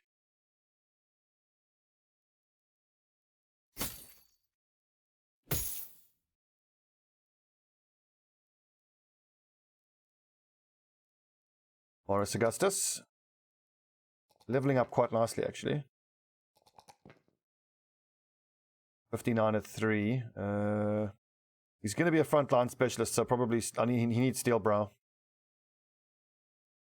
Honestly, I might take Steel Brow on everybody. 62 at 5. It's so not good. Really, really bad. Even with Gifted, 62 at 5. Yeah, we gotta fire this dude. He's awful. Especially because then I can put Marius in the front line and Mazuma can come back into action on the back line. Biggest stickers, 62 at 5. Awful. Just awful. I'm not going to bother with Steel Brow. If he dies, he dies. Brawny could give him some more fatigue though. 12 plus 12 divided by 3. Yeah, that helps a lot. Also, I'm going to hang on to these hooked blades. They might come in useful. But the ladies like him. Maybe. I just feel like he's a bit of a liability. I mean, 62. I mean, he's only got 3 melee skill more than this level 3 Marius. And he's level 5, for God's sake. We'll hang on to him for a little while yet. As it happens, Samon is injured, so... Really, I just got to get Samon to level 6, and then we've got to keep Lumber in the inventory. We have him create a bow, and then we'll fire him so fucking quickly it'll make his head spin. Rolo the Zombie Puncher was a legend.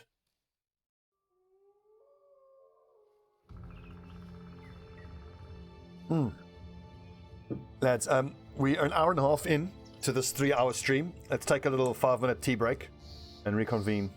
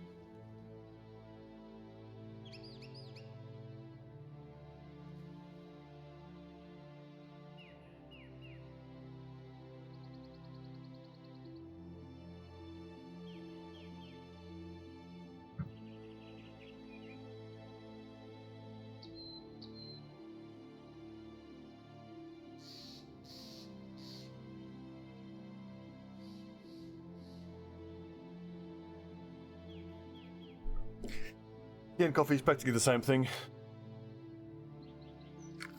I'm spreading fake news. Part of the liberal media.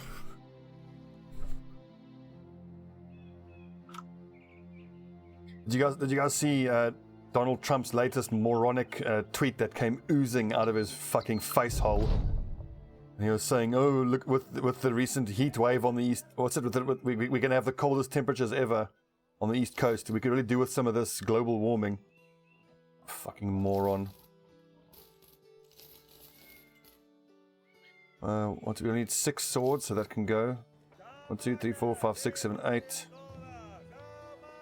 Honestly, I don't need that now. Let's see who's available. I mean, we can't actually hire... Oh, 400 gold wild man? Oh man.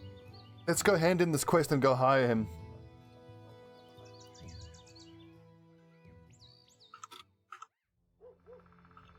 In fact, if I can afford to do it, I'm just scared when I come back he's not going to be there. Alfgear, you're hired. Please don't be crap. He's crap. God damn it. He's awful.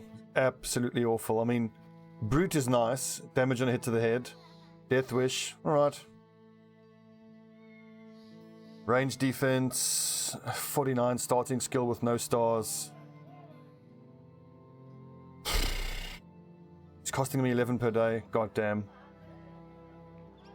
Well, win some, you lose some. I mean, Brute and Death Wish is nice when he can hit. I mean, really the only thing I could have turned him into potentially was a flail specialist. He would have done extra hits to the head with a flail. But with his very low starting accuracy, he would miss too often. And we've already got too many guys who are, you know, specialists. And in my mind, specialists don't have any long-term future. Unless the only specialists that I would keep in the long run are mace specialists. I need to sort out my nomenclature for the way I'm naming all my different classes. It's getting a bit confusing.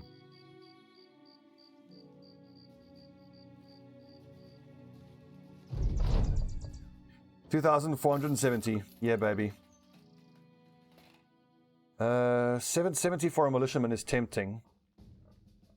And by the way, we're still on the lookout for a historian, a minstrel, and a monk. I think the monk we had died.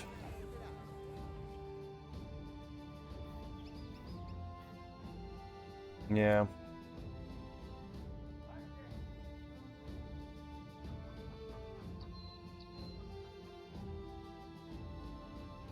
Well, at least we started to get a little bit of money, and the nice thing is we can go do the northern loop of villages to try to get some money in, but we've got a little bit of cash that we can actually use to buy some trading resources and flip that to make even more money.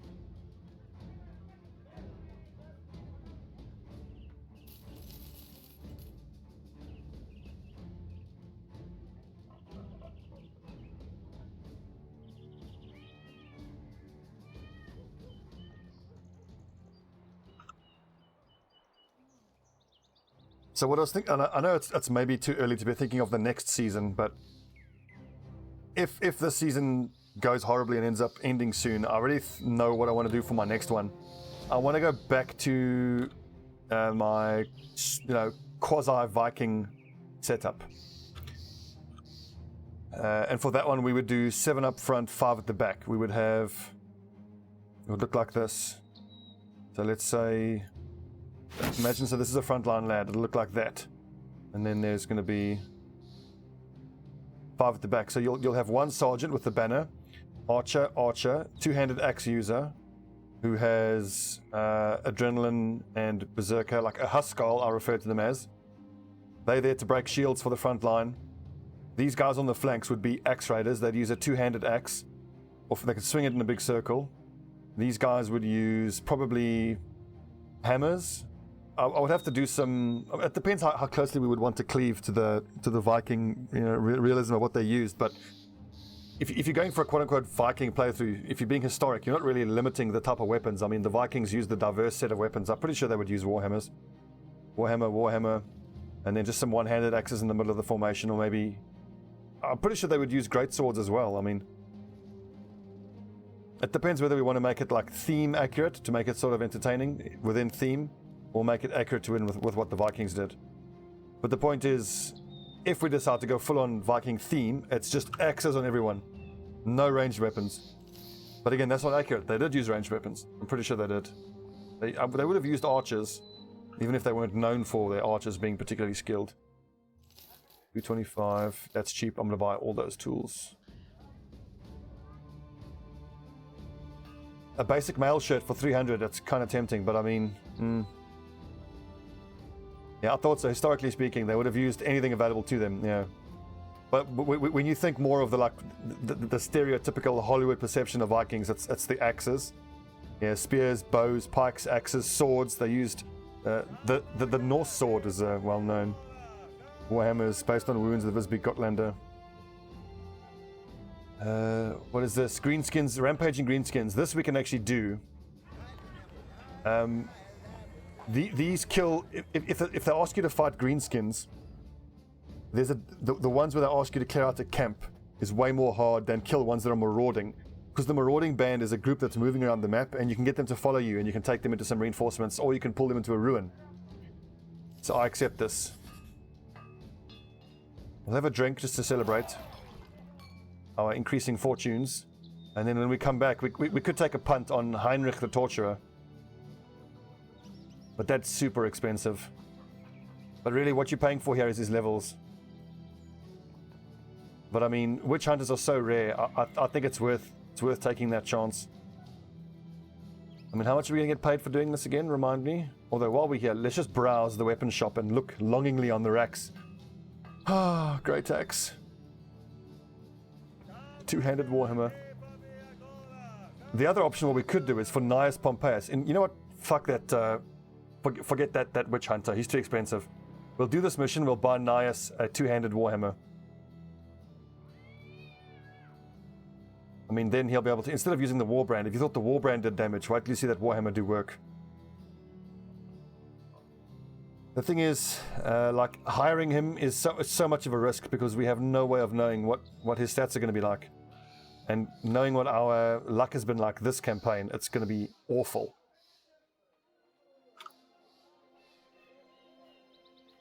Mostly Gambison and Mail, no Warhammers. Well, if we were doing it for Battle Brothers, we wouldn't extend the quote-unquote Viking theme to the armor, just because it would barely be, barely be doable. I mean, maybe on the front line you could give them all nimble, but what are the chances that that's ever going to work? Long term, that doesn't seem viable.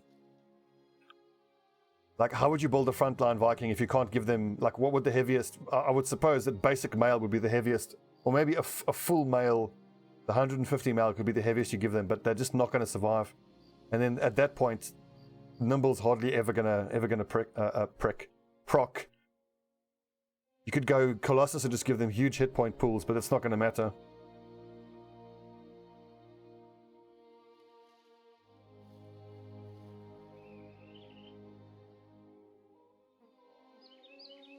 Go away, brigands. I don't want to fight you. 5 marksmen, 5 raiders. No thanks. Okay, good. First Sattlefest companies here.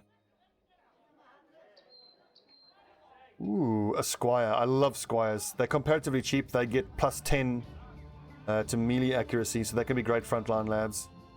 That's what I'm talking about. 750 for a witch hunter.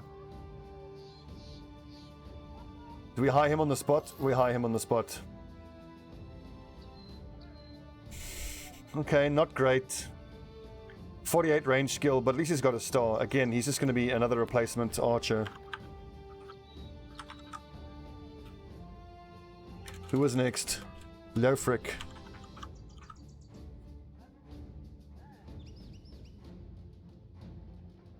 Yeah, if you do full-on Viking theme, you could probably pull it off in beginner mode. I definitely want to get some levels on Leofric.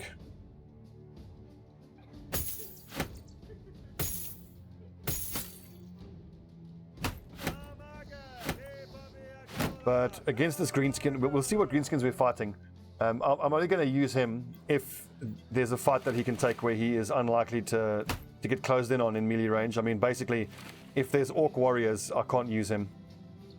Almost the same thing for Mazuma, because at his next level he will have footwork, at which point he doesn't have to carry a shield. Because obviously he can just footwork away.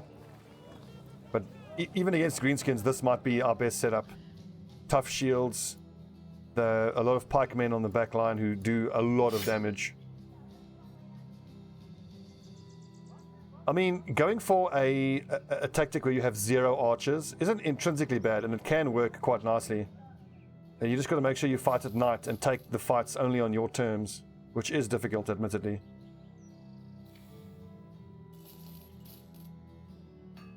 $760 for a bullhook. If I was more flush for cash, I might have bought that.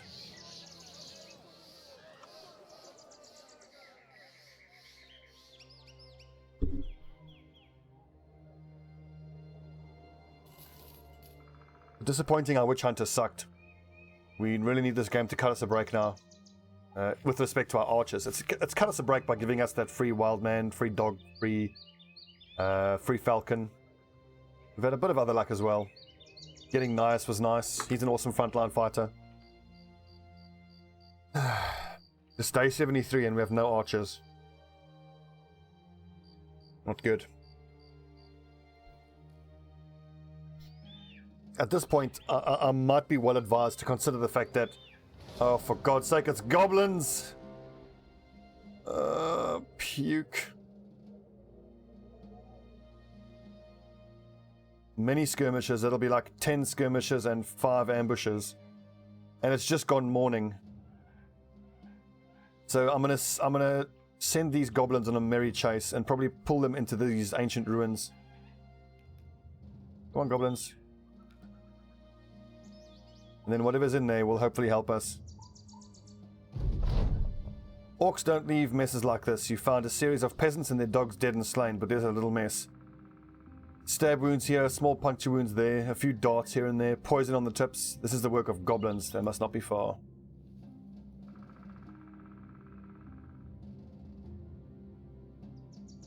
At least there aren't any wolf riders in there. Could be worse. So the other option is run them all the way to Sattelfester and get that military group to help us, which is probably the safer option than running into the ancient ruins. In the ancient ruins, we have no way of knowing what's in there and how the battle will go. What can quite often happen is also like this is a one shot. If it doesn't work, we're pretty fucked. And it's afternoon. I'm not ready to fight them yet. If I'm going to fight them, it has to be at night. Their little archers will fill us with poisoned arrows, and I don't want that to happen.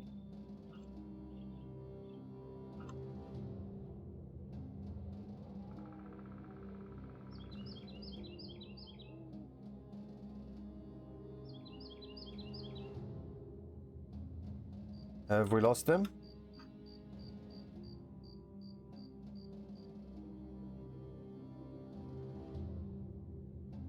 What's going on? Where are they? Oh! Yeah, they lost us. It looks like they don't want to... Oh, fuck's sake, they've lost our trail.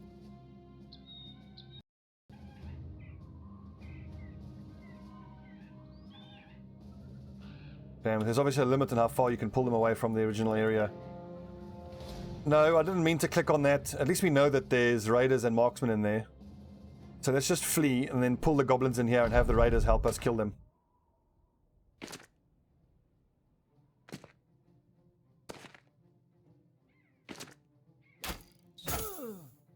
Fuck off. Well, Mr. Bollocks, I believe the Norse sword is basically just a short sword. Yeah, apparently it was a very effective weapon.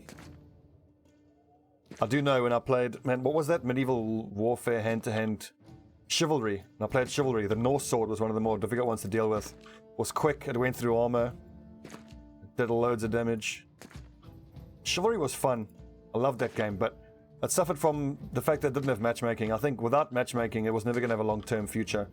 The problem I had was, as a casual player, you go into these servers with completely random people, and you fight these guys who are just gods, and you can't touch them. So you play for half an hour, and, you know, the scoreboard will be like, the guy at the top will have 50 kills, 0 deaths, and then everyone else just, it's not fun. You just get completely slaughtered by guys who are good. I mean, how a modern game like that can't have matchmaking is beyond me.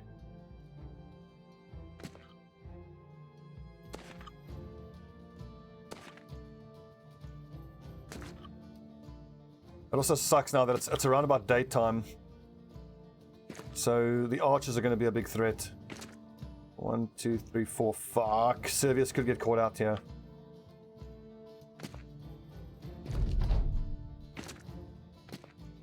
Then again... Okay, good. He chose not to close in, which is good for us.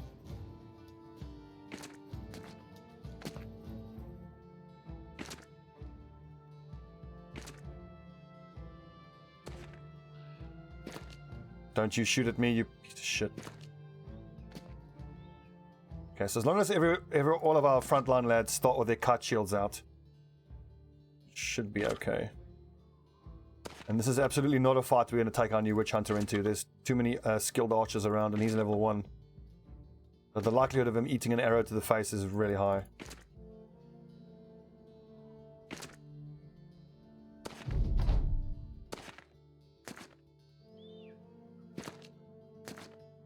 The Dane axe, like that axe, that's really cool. I love the idea of a long, it's basically a polearm. Big axe blade chopping down onto your head. But of all the military or quasi, medieval military tactics I've seen, one of the more interesting ones that was the one used in the Battle of the Bastards in Game of Thrones by Ramsay's army. I always thought that would make a lot of sense in that type of fight. You have guys with these huge shields that they just can't get past, and there's just pikes that stick over the shields and just shove them in the face with the bloody pikes.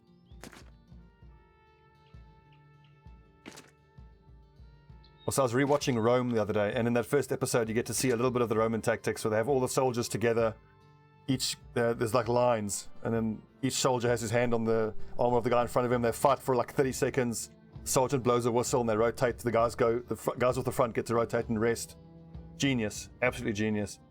And you can understand how the Romans were able to subjugate the rest of Europe pretty much. I mean, because if you're fighting with that sort of discipline and oh, it's other random brigands. This is going to be a battle royale. This is going to be potentially a campaign-ending battle royale. A very interesting one. Let's see how this goes. Thank God that other group of brigands didn't run in. Oh, here they go, goblins. The testudo, yeah.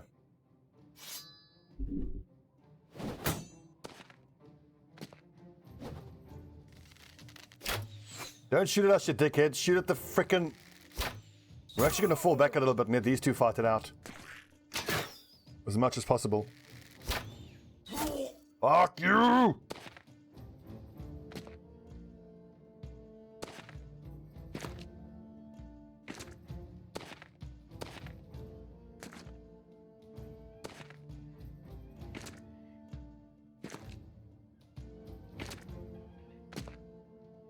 I think back in those days, I mean, like a professional, organized, well-supplied, professional Roman army.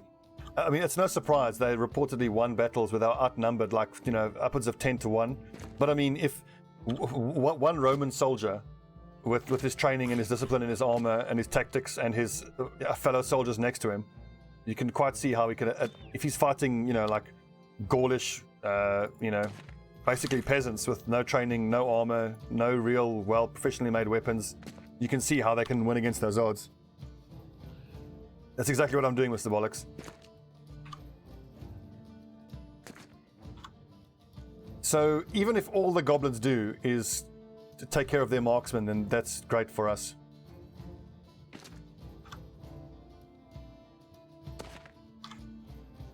I'm willing to wager quite a lot on this fight.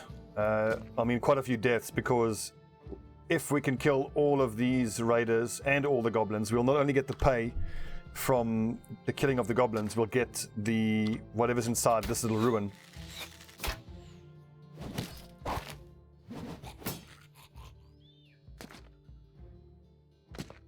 These marksmen seem to have no interest in fighting the goblins.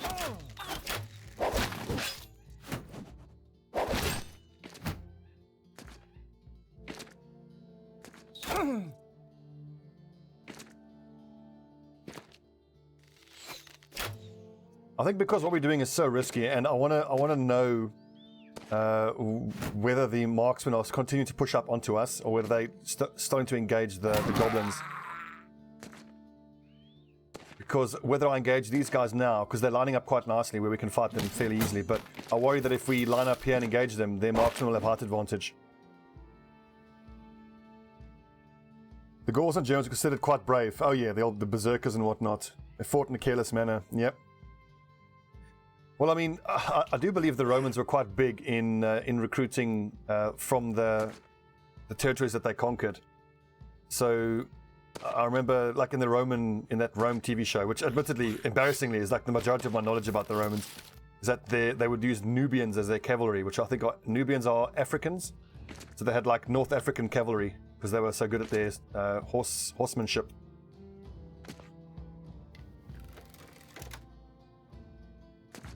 Well, if you're into BDSM, it's a very good BDSM party. Yeah, I think we need to draw the line here and start fighting. Even if, because if their marksmen are pursuing, they won't be able to shoot from height advantage there.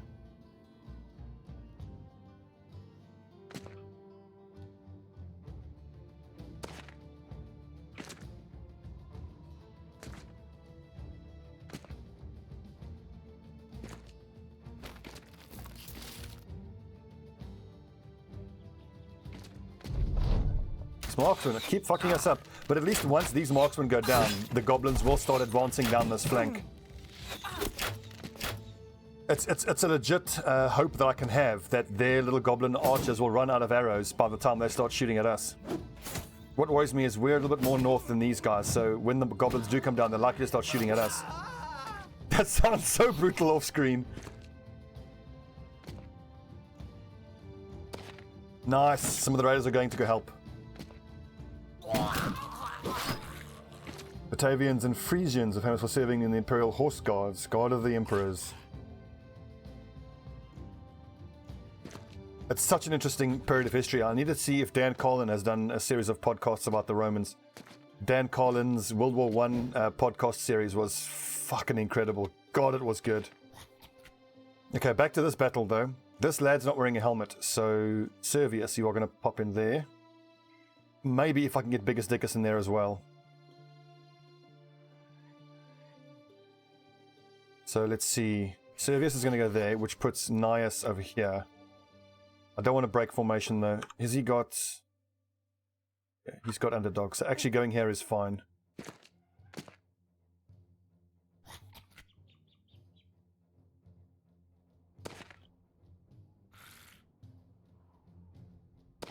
The little sounds the goblins make are freaking horrible. Ah. Okay, Lucius, stun! Damn it!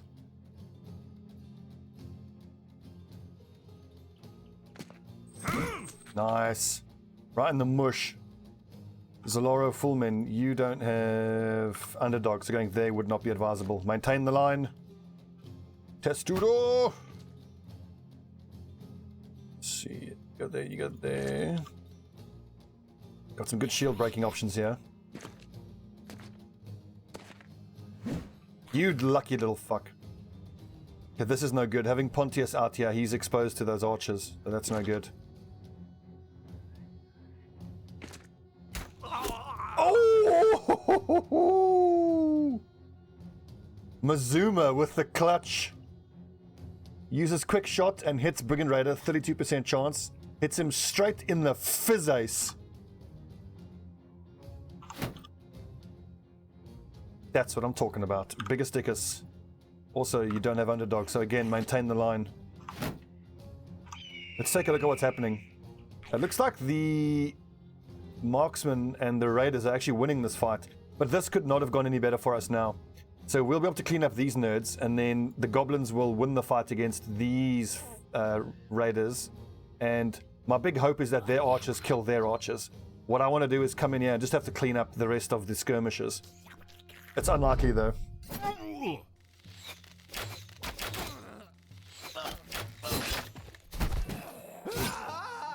Man, I can't believe I haven't been doing this tactic for a lot longer. I mean, it's season 13. It's taken me this long to work out that I should be doing this. When you get given a fight that's too tough for you, just get some help. So what do you guys reckon? Who's going to win that fight up there? Goblins or raiders? My money's on the goblins. Oh, they are dying though. There's a flail. Sounds like the raiders are winning. The Roman Empire was always gonna crumble. It got so big, there's almost no way to be able to control that much land and those many people, I don't think.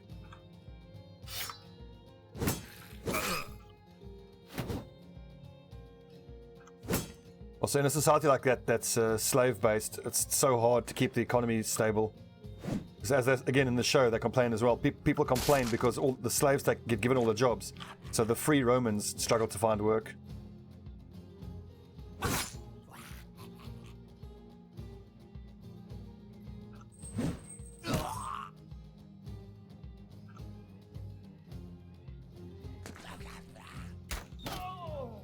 shot.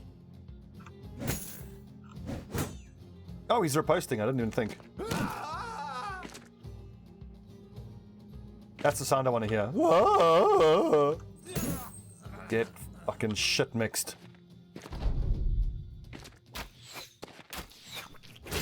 Laws with Christianity, yeah. Also, the Roman mysticism and religions are all fascinating. Now they pray to all their various gods.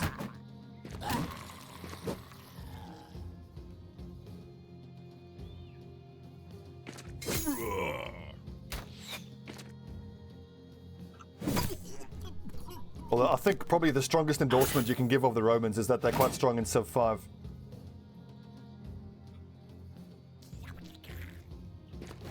I mean, I don't think they're one of the best races, but I really enjoy playing them in Civ 5. Because you just make Rome super powerful, and then all your other cities benefit from that. Should we go get involved immediately or let them fight it out? I think we're probably better off to get involved immediately. Because at this point, now you're going to have the goblins there, the raiders here, and then we can sweep in from the south and sandwich the remaining raiders. The other option is we go straight up north and then cut right into the goblin formation.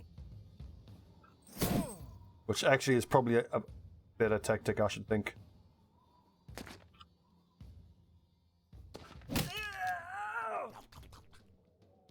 But it's not surprising until I crush the west in so quickly, because I mean, those tactics of horse-borne archery, you just couldn't deal with it. I mean, you imagine, even like a Roman formation, how would you deal with it? Because all you can do is shoot back at them, but the horse lords would run in and loose a volley and be gone before you can engage on them.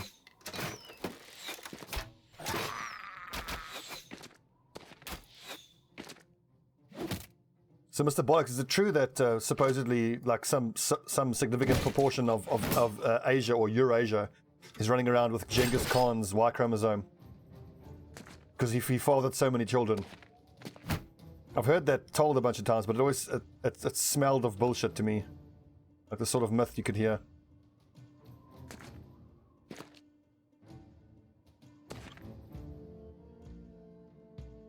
Just taking a turn to reform my formation.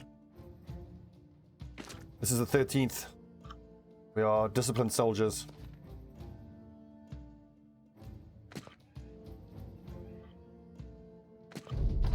I need one more turn. I need another turn for Mizuma to get back in formation. It sounds like the Raiders are winning.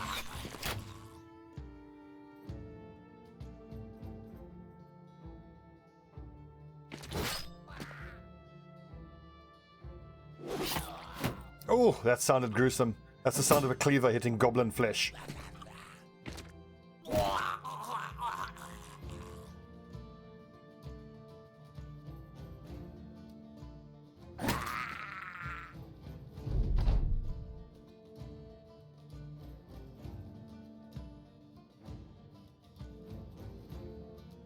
So this is, let's see, round 8 has just started. Well, we actually don't know if there is a bandit leader. I don't think we saw one. And then even if there is, his armor will be shot to shit anyway. But that's true. In the end, we're all Africans in the end, so kind of makes you think.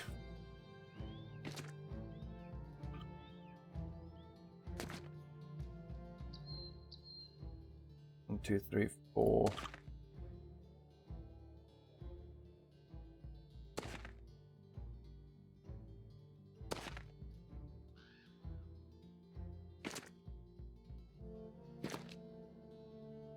I always felt that you're right. The Greeks had a better chance of conquering more of Asia because they weren't like, it was a collection of city-states rather than one giant empire, and a collection of city-states has a much better chance of surviving in longer term.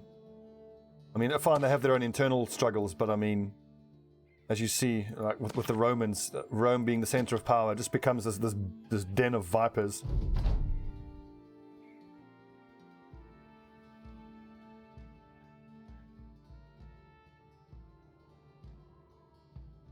No, we're all Africans. I mean, because Homo Africanus then eventually became Homo. I'm trying to remember because it's been a while since I read The Blind Watchmaker, but So you had Neanderthals, which were a separate line up in north, which evolved separately from Homo africanus, which became Homo habilis, which then Homo habilis, through its own evolution, I'm horribly badly quoting Dawkins here, but Homo habilis, with some interbreeding with Neanderthals as they started coming into contact, and with some of the independent speciation into Homo erectus,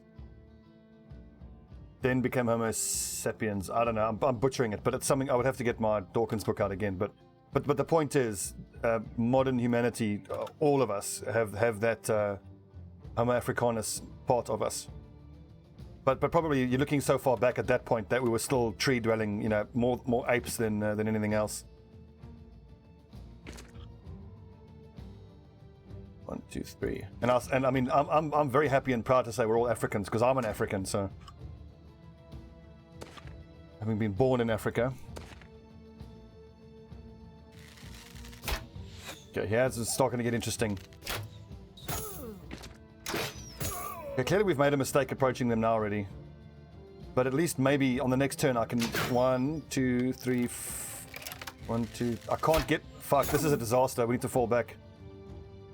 1, 2, 3, 4, 5, 6... Yeah, Scavis is having a bad time. These fucking marksmen are lethal.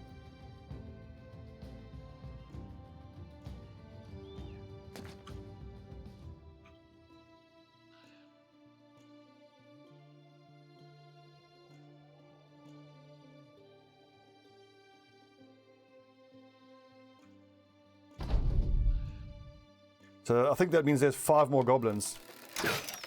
Jesus Christ. 1 more hit, Scavis is going to go down.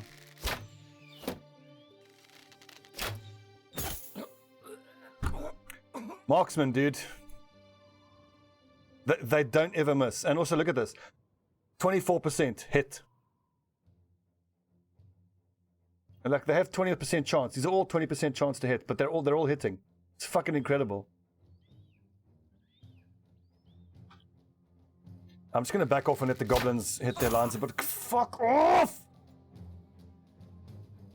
42% chance and he hits. Oh, thank God that missed.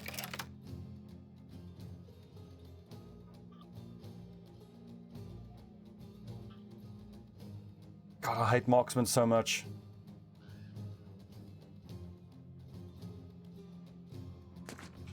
Don't worry, I mean, on a long enough timeline, eventually we'll have 4 archers that are going to be as good, if not better, than these pieces of shit. Then we'll get our revenge. We'll be once we're able to outshoot them, then the fights aren't as bad. Are there any goblins left? I don't think there's any goblins left. It sounds like there's no more goblins left. Does that mean there were 15, 16, 17, 18, 19, 20 raiders in this camp? If there's no more goblins left, I think I can just leave and still... well, at least the point is, if there aren't any goblins left, I can leave and still succeed in the mission. And then we can come back here, and there should only be 15 of these raiders left. Let's just wait for a turn or two. What I'm hoping is that if there aren't any goblins left, these marksmen will come off their high ground, because we can't approach them. This is not a fight we can win. It'll take me 2 turns to sprint up to their positions, but their raiders will hold us off. That's 2 full turns for them to shoot at us from close range during the day. With height advantage, we'll get slaughtered.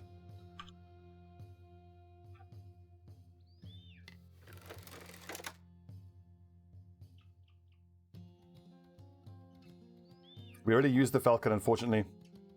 I'm pretty sure the Falcon's only a 1 use. Yep, there's no more goblins left. I mean, if there are, they would still be attacking the raiders.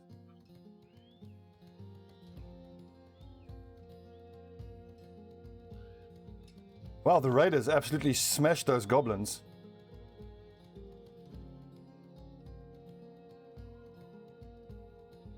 So, I mean, look, there is still 1, 2, 3, 4, 5 we can't see. It's a chance. There is a chance that... there's a chance that those goblins are still sitting up in the north here somewhere. Let's rotate around here and see if if there are goblins, I want to kill them, because my worry is, if there are goblins and I haven't killed them and I flee, now I'll fail the mission. Let's just give these marksmen a wide berth. A male coif, yeah. Maybe I should actually get one. It'll be fantastically uncomfortable, I imagine. Rad commie gamer, yeah. Well, I mean, you never know who's watching, and obviously Mr. Bollocks. So, Mr. Bollocks, what exactly do you do for a living? Because you say you're some sort of scientist who studies genealogy.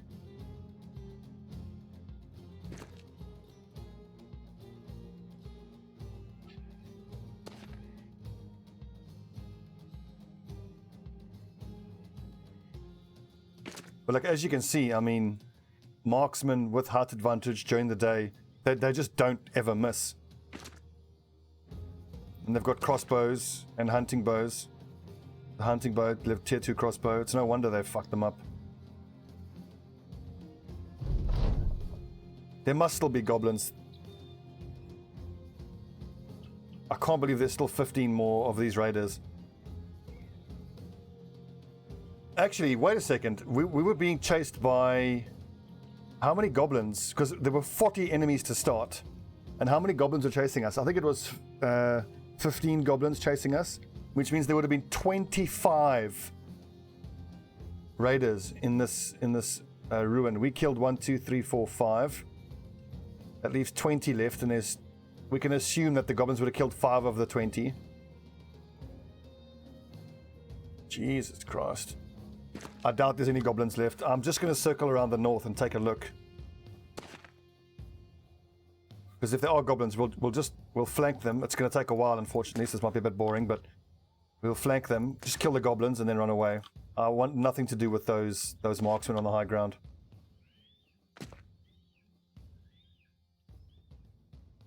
I mean, there's no way we win this. We outnumbered 15 to 11 during the day. They have height advantage. Yeah, we die. An Amazon warehouse getting my CDL. Okay.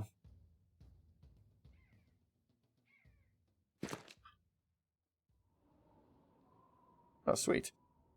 That's cool. So are you busy working full-time while you put yourself through university? I can respect that. I did that for both of my degrees.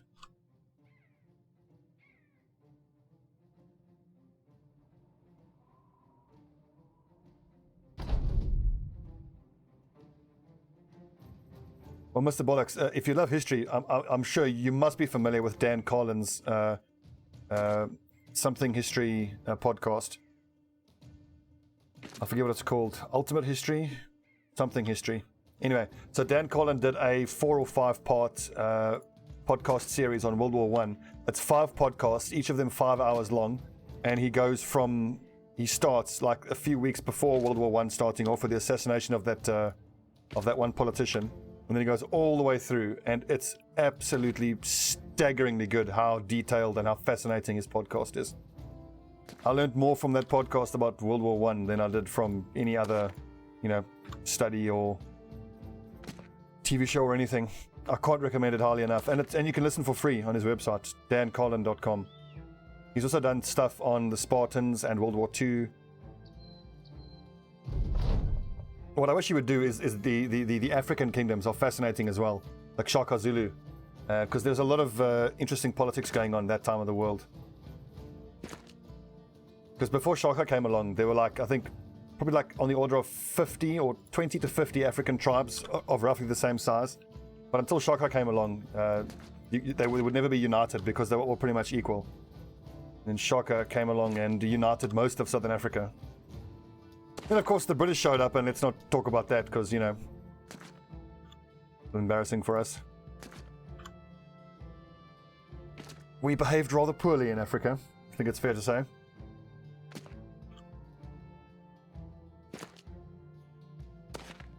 Okay, so we're going to go along here just to take a look. But again, those marksmen are going to be shooting at us.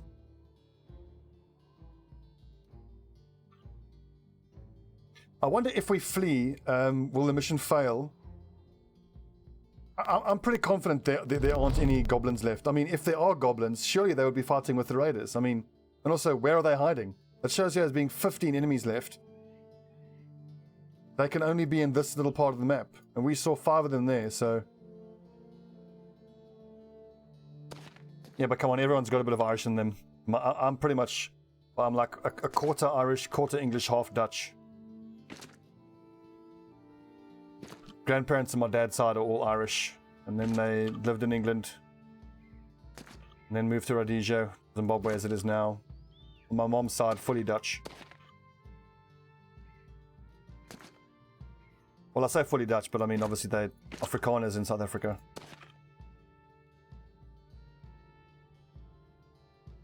Yeah, who else?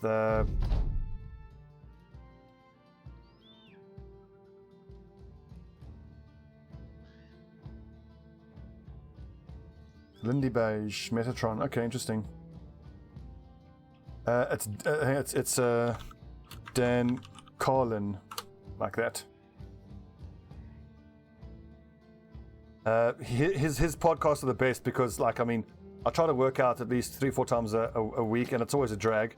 But it's amazing how, especially if you're doing cardio work, you just put the podcast on, and before you know it, you've been running for like an hour and a half. It's unbelievable. I'm almost 100% sure that there's no goblins left. Maybe I can get my archers to pick off this guy and then we can run away.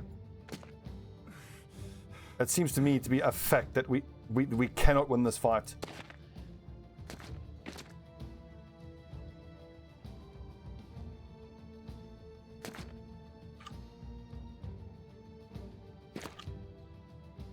Well, I don't know if it's a good mixture. So I've got propensity for heart issues from my mom's side, and I've got a propensity for alcoholism and casual violence from my dad's side. So it's not exactly great gene stock, I don't think.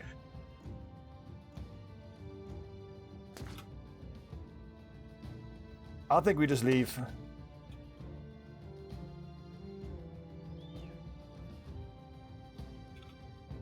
It's an American. Okay, interesting.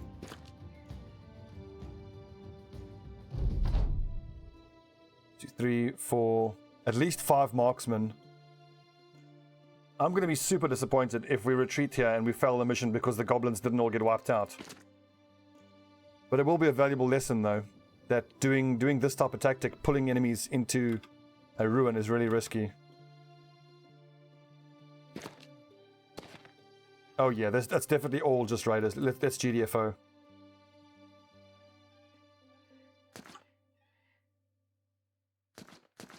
I'm fairly confident that it'll be a successful mission in terms of wiping out the goblins. And the nice thing is, if we get a similar one, we can bring more goblins in here, have the same thing happen again, and keep whittling down their numbers until eventually we can get whatever's hidden in this little ruin.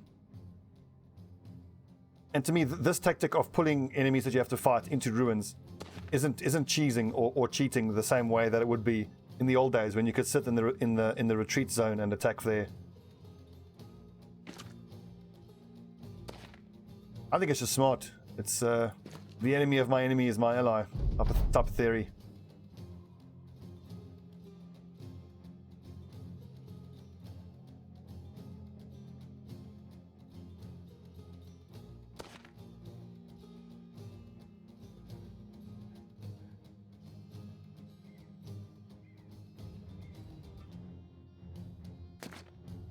Okay, here's hoping. Look at that. That's Jesus. That is a lot of raiders. We have to leave Skavis behind as well. So we lost that good armor. But with only 1 fatality. Back to Wolfenburg. You see that? Okay, so this group of brigands was part of the fight. I didn't think it would be. Okay, so that means there's only 8 brigands left in here. Should we just hang around and clear this out this evening?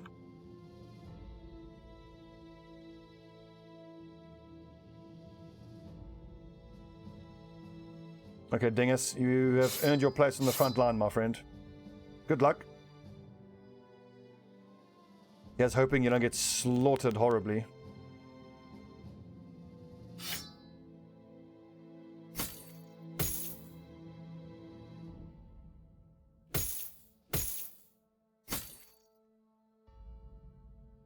But it's Lofric that I wanted to keep getting levels on. Bam.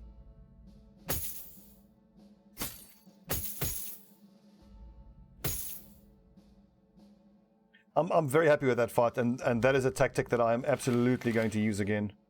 I have no qualms about doing that. Well fought, men. Brave survivors. Nice defense. Excellent. At some point, I kind of need to bite the bullet and take recover on Servius. But I mean, what am I going to not be taking? I'm going to have to give up something. I feel like if I'm at Battleforged level, I have to take it. I can't justify not taking it any longer. You know what? He actually is in... Yes, okay. We're going to take Quick Hands, and here's why. He can sit in the center of the formation, and we can give him some pretty heavy armor soon, and he can start using the Warbrand after we buy the two-handed Warhammer, which we aren't that far off of using. So Servius, you're a sword raider, so I want you just... You're a sword expert. You use a sword primarily. When did I figure this tactic out? Embarrassingly, it took me a long time to figure this out. Probably last season, so it took me like 12 seasons to work that out. I am not a smart man.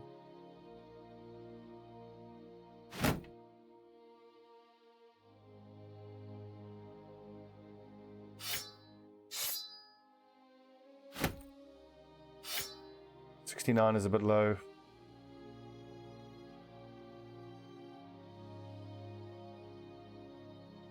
Do we still only have the one mace specialist? I think Dingus is a pretty good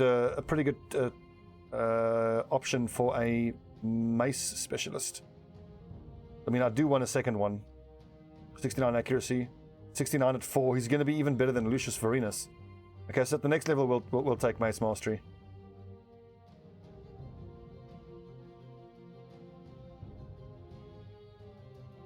The thing is, just keep playing, just keep learning, and yeah, eventually you can do expert. Well, I mean, I can barely do expert, but we're doing it. I mean, I feel like we're making this happen. So nice to know there's exactly 8 raiders in this ruin. I mean, while we're here, let's explore here while we're here. I give them both sticks and knives as soon as I'm able to find enough sticks and knives. Remember, the knives are there. The knives and sticks are only there for daggering down a high-value target with nice armor. So arguably, unless you're fighting a group that has a bandit in it, a bandit leader, you can actually leave it behind. Because the knife doesn't cost you any fatigue, but the stick costs you 3 fatigue. So actually, that's a good point. I can leave the sticks and the knives in the main inventory. I'm only ever going to be daggering anyone down if it's a bandit leader whose armor I want. The exception is if you have bags and belts, because whatever's in here doesn't weigh you down any.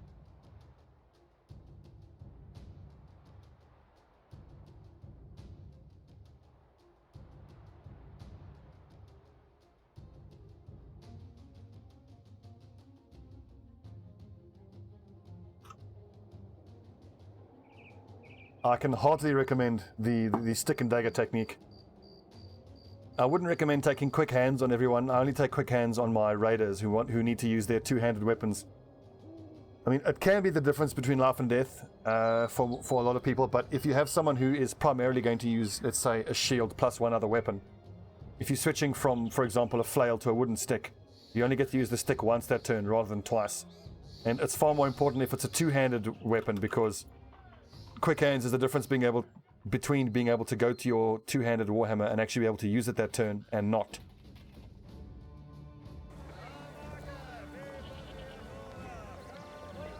Oh yeah, Dingus is doing his thing. He unfortunately did not get great star distribution in his skills, but luckily I think Dingus is a militiaman, so he has an okay starting value.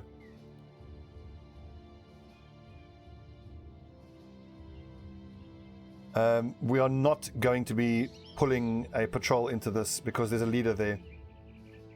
What invariably happens if you do that is the leader gets his armor destroyed, and that's the whole reason you want to fight him, is to nick his armor. You know what I could do actually? If I have to destroy a patrol, I could pull them into these goblin cities. But my worry is, if I have orcs chasing me and I go to goblins, then the orcs and the goblins aren't going to fight each other because they'd be classified as allies. same theory applies to if I'm being chased by raiders. If I go here, where there are raiders, I don't think the raiders would fight each other. A successful hunt. We didn't do a single point of damage to a single goblin. But we just no need to tell the nobleman that. All he has to know is the goblins are dead. 7 days patrol. How much are we talking about? 50 per head? I accept. Because I'm courting these guys and I want to come to Allied as quick as I can, I don't like negotiating for more because they can react negatively. So to my mind, increasing reputation with them is worth more than whatever extra money you might get.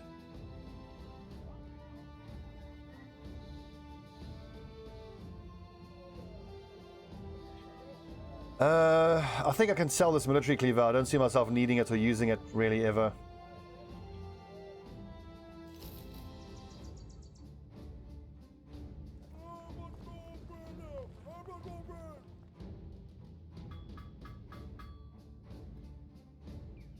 Okay, so we've got how many days? We've got a week worth of salary.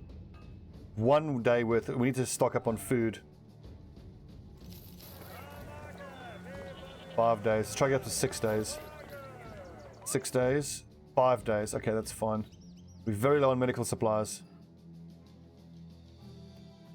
334 is too much. I'm marching on the road. You find a man with a broken cart by the side of the road. Let's help get back on the cart. Oh, fuck's sakes. We've got some bread. I'll always help them get their cart back on the road. Because you can get loads. You can get like 15 tools out of it. This just means now I need to...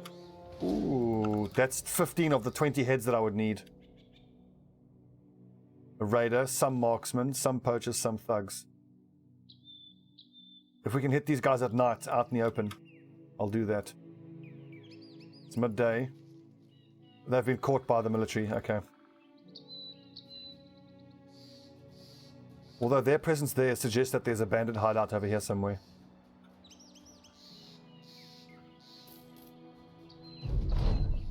Well, of course it's good for lindworms, but I mean, I'm so far away from being... Wow, look at all these wild men. I'm going to hire them all. Naked orphan. Okay, nice. So we've got healing supplies. Okay, we must remember Staken Wall is Wildman Central. We need to go back there.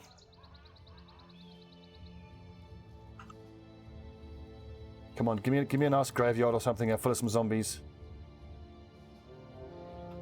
Maybe.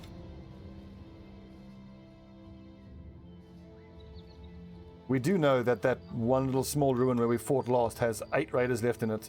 But that's 8 of the 20 that we need.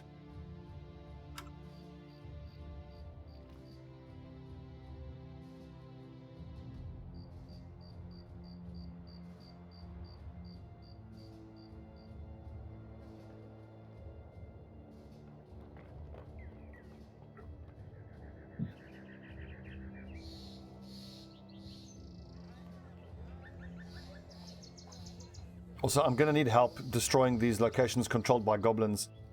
If I can ever find myself getting chased by like a very big scary raider patrol, I should try to pull them up here. But I mean, those are going to be fights in a forest. That's going to be a nightmare to deal with. Okay, we've got 5 days left to get 20 heads. And night is dark and full of nerds, indeed. Indeed. We could take on this fight here. It's going to be super, super hard though. It's going to have lots of marksmen in it, lots of raiders, and a bandit leader. If we fight them at night, there's a decent chance we can get through it though. Forest. The struggle is real. The expert difficulty struggle is real. Okay, I think I need to hit every one of these ruins and just see what's in there. We have to go in, send out the falcon, and then retreat. What I have to hope is to find a ruin full of zombies that doesn't have either a necromancer or ghosts, because I can't fight either of those groups. So in short, we need 20 heads and we don't have great ability to actually fight very much of anything. Occupied ruins. This is going to be a swamp fight, which will suck, but let's just see what's in there. Oh, even worse. 19 of the 20 heads. Zombies. Please be just zombies.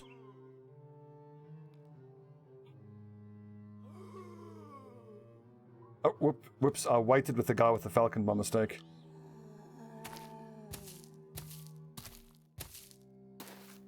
Oh, this could be just the break we need. If this is just 19 zombies. Nope, necromancer. And... oh, shit, fallen hero. It's all going to depend on whether I can get a clear shot at the necromancer with my archers. This is doubly tempting, because if I can kill this dude, I can get my hands on a on 3,000 gold worth of sword. This is super, super risky. And if I'm honest, I feel like we are 60 days in, and we are rapidly approaching the critical mass where we've made so little progress in the time we've had, where the entire campaign is kind of not likely to be successful. Holy fuck, 1, 2, 3, 4 fallen heroes, and no clear shot at the necromancer. 5 fallen heroes. 1, 2, 3, 4, 5, 6 fallen heroes. This is a runaway. This fallen hero will be able to attack 3 times with that. Oh my god, this is terrifying.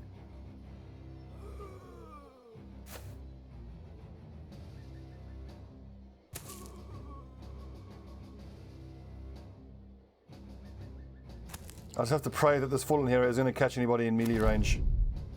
What's doubly bad is if they do, we don't have the money to pay to heal everybody, nor do we have enough money to buy the meds we would need to heal everybody. We don't even have enough money to buy enough meds to heal everyone. We'd be fucked, basically.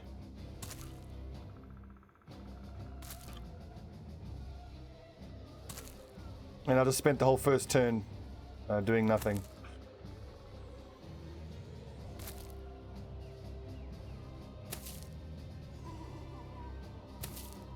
Not moving forward. Interesting.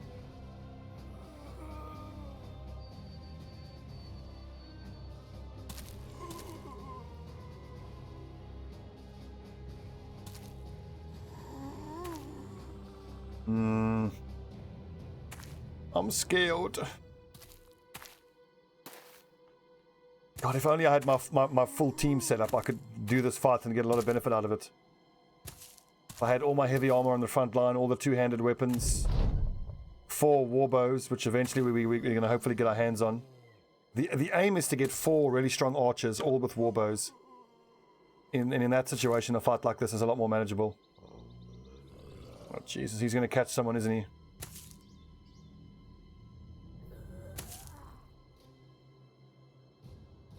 Run, boys, run!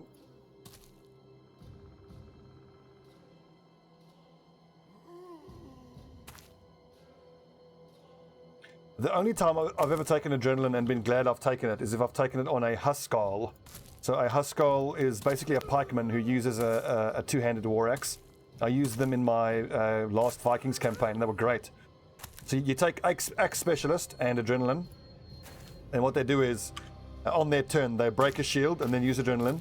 So then they get to take a swing at that person that they attacked, or the person whose shield they broke before they get to react. And then that same person can also take berserk, so they can break a shield, then on the next turn, kill someone, berserk, kill another person. They can be great, but the thing is, adrenaline is incredibly heavy on your fatigue, so if you have a person who is iron-lunged, then maybe you can justify it, but you're not going to be using adrenaline all that often.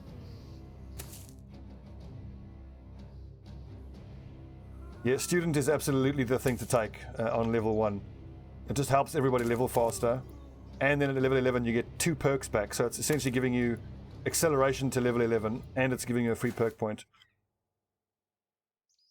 Even if you have a brother who's a shitter, who is someone who has completely terrible stats you don't intend to keep, I still think it's worth giving them student, because you're accelerating their stats so they can be less shit for less amount of time. This is a problem. Worst case, if Zalora gets caught, he can just tank up behind his shield while everybody gets to the exit, And then we can flee and he'll take a wound. Okay, he should be fine.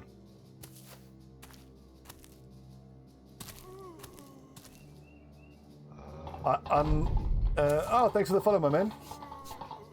Welcome to Camelot. 'Tis a silly point. Silly place.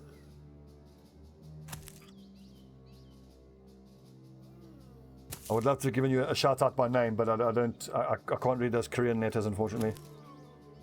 I think it's Korean.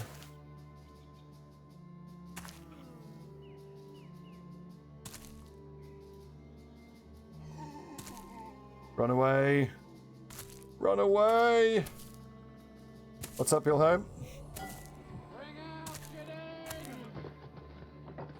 Bring out Jadid.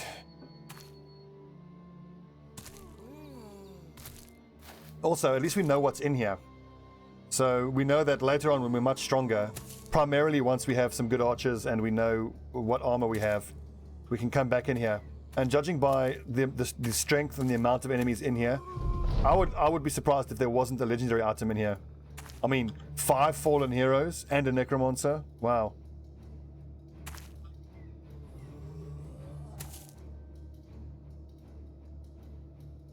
I just recognized the writing looks different from Mandarin.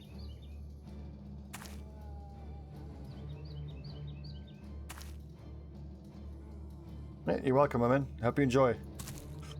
Do you want to submit a name? Maybe you can. One of your characters can get their head caved in or their guts spilled live on stream. Just so you know, we are doing a Roman-themed playthrough. So you can either give any name of your choosing, but preferably if you can give like a Roman-sounding name, and it'll fit in with everybody else. But you don't have to do that.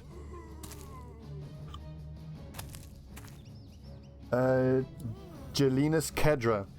The thing is, there's always going to be space on the list. The list just gets a bit long, so you might have to wait a little while before you see action. Or you might never see action. But I mean, I'm so bad and I get so many people killed. At least for the plus side for you guys. Quarto varies. Interesting.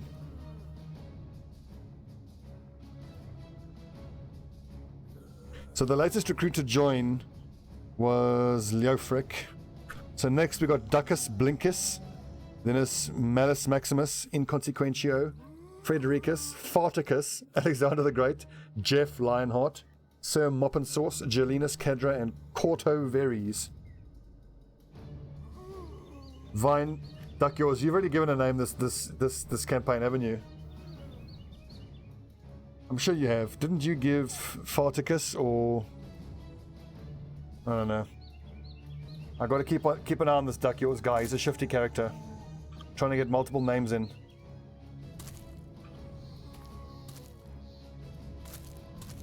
You didn't give one? Okay, in that case then, Bvian to Messiah.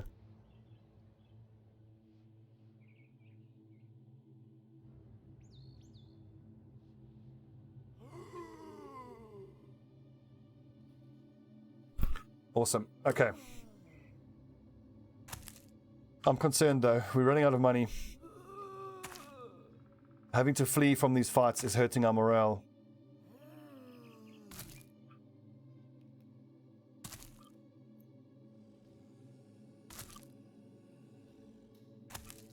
Okay, at least we can flee now on this turn.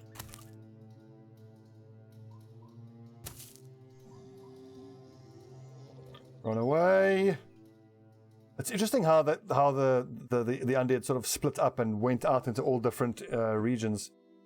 It wouldn't have helped if we had fallen back and picked them off one by one, because the necromancer would just keep resurrecting them. Die wolves, 8 of them. I think that's worth fighting. It's relatively not that scary. Relatively. I mean, we can absolutely win that fight.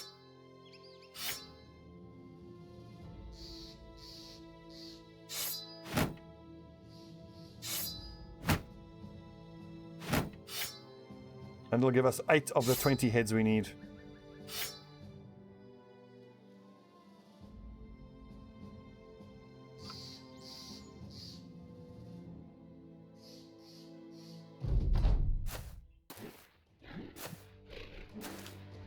I think in these direwolf fights, I should actually start my sergeant and banner boy with their sword and shield out. They almost always have to go straight to sword and shield anyway.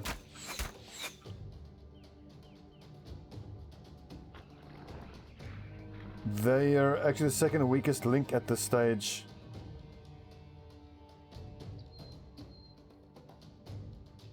What do you mean, second weakest link? You're referring to the direwolves? I don't quite get what you're saying.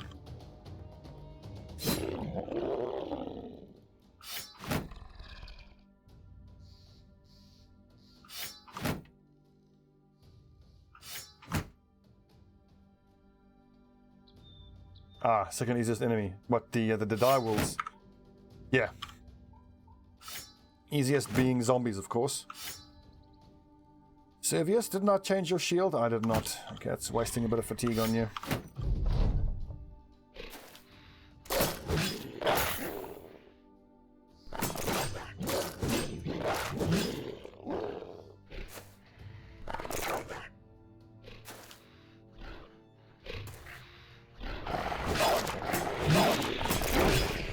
Outstanding work, lads.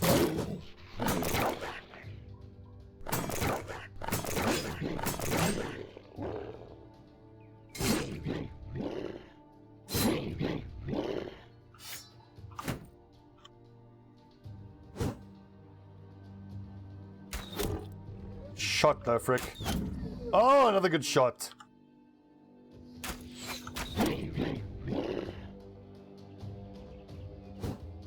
Ah.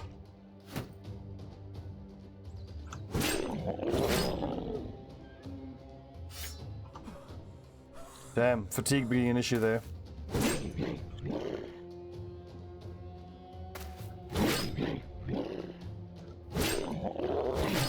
Nice, Solero. Well done. Even with a smashed hand, he managed to hit that.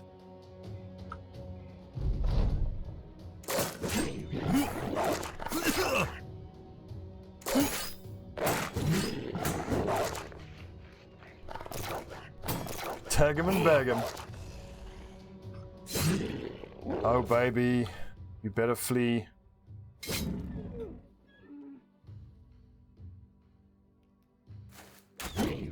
Nice. One more. Here we go. Yes. Bags and belts is working very well. I haven't used it much. You got to take it at the right time, I think.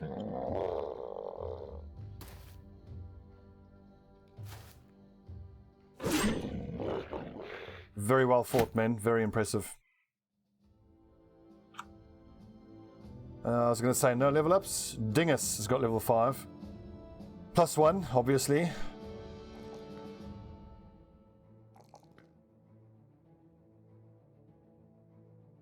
This could be the time to take bags and belts on him. But then again, no, I did say I was going to make him a mace specialist. I feel like bordering on 70 is enough. Make him the second mace specialist. Oh, but I don't have a second mace. Stop it, you fool.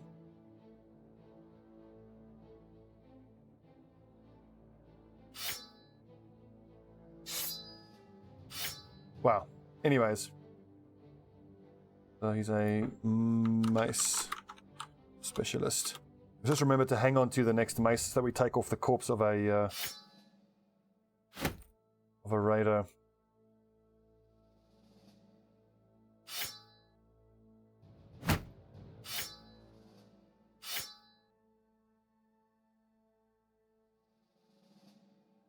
Eight of the 20 that we need. Let's go see what's here in Ruins of Fierin. I could loop this way. Hang on, we need 8 more. Let's go clear out Eberald's watch. We need 12 more, but we know there's 8 in there. And if we just get 16 heads, that's probably fine. I mean, going into these ruins is super friggin' scary. 6 more direwolves. Come here, direwolves. Give me your heads.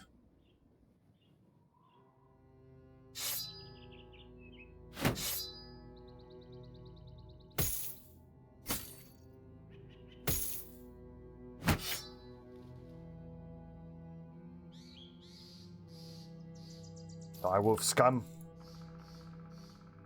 So I made him a mace specialist because he hasn't got the stat distribution that I would want for a two-handed weapon user, or raiders as I call them. with no stars in melee defense, he's got no long-term future using a two-handed weapon, because whenever he gets hit without a shield, the enemies will never miss, so eventually he'll die. At least by making him a mace specialist, he can eventually use a heater shield, which will give him like 30 melee defense. He's got okay fatigue, and in my final setup, I'm going to want 2 mace specialists anyway. My final setup will be two-handed warhammer, mace, two-handed greatsword, two-handed greatsword. In previous campaigns, I haven't been using maces, and I've suffered for it because I haven't had any ability to stun lock high value or high level dangerous targets. So by putting in 2 mace specialists over the two-handed weapon raiders, I'm compromising my damage a little bit, but I'm overall making things a bit safer, I think.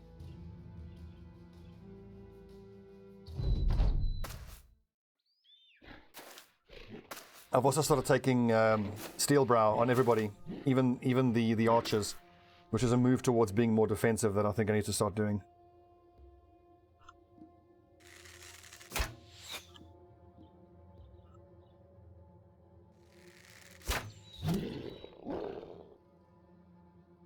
Well, not technically. Like, I mean, so I've got a bunch of, well, if I hire someone who's crap and I have no long-term plans for them, I'll just call them just specialist. But of these specialists that we have, the 2 that we made mace specialists were the least shit. I mean, ideally for, you know, and if I get the chance, if I get someone who, for example, has multiple stars in melee skill but no stars in melee defense, then he's an even better candidate to be the mace specialist, because he'll be super accurate. And the fact that he doesn't have any stars in melee defense can be offset by the fact that he has... is this going to come around here? Yes, it is. It's offset by the fact that he at least would be wearing a shield. So our 2 current mace specialists are eventually going to get replaced.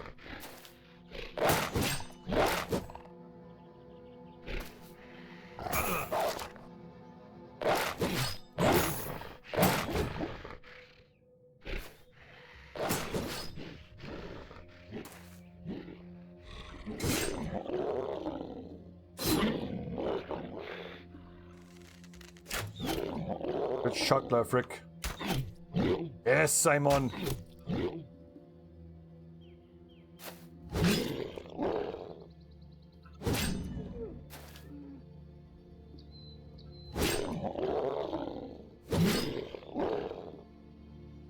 I love it. The fact that they're all fleeing is so good.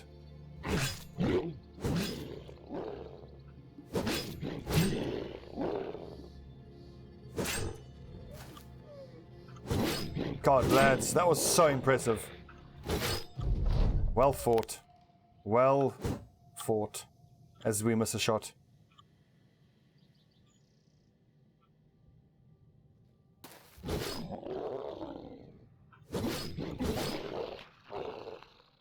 You think about how terrifying the direwolves were in the early game. It shows how much progress we have at least made some progress. I mean, we've got, look at the levels, level 5, level 5, level 5, 7, 7, and 7. Arguably, I should be splitting up these lower and higher level guys.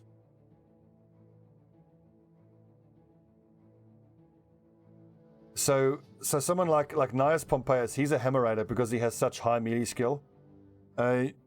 You can even theoretically get away with making a sword raider, someone who doesn't have stars in melee skill, if he has enough stars in melee defense. Because the sword gives you plus 10 chance to hit. So whatever your melee skill is, it's effectively plus 10. And you don't get that with the hammer. So if I get a lad who has melee defense stars and melee skill stars, it depends on how good he is as a melee skill. Like Gnaeus Pompeius, this is to me his obvious hammer raider. He's going to be amazing, this guy. We have to keep him alive. On his next level, I think he's going to take... It's going to help him stay alive. Now I think he's going to take Hammer Mastery at his next level. He's already got quick hands. And then it'll be... I don't know about Berserk. He doesn't have the fatigue. Bags and Belts is going to probably be next. Hammer Mastery, then Bags and Belts on him.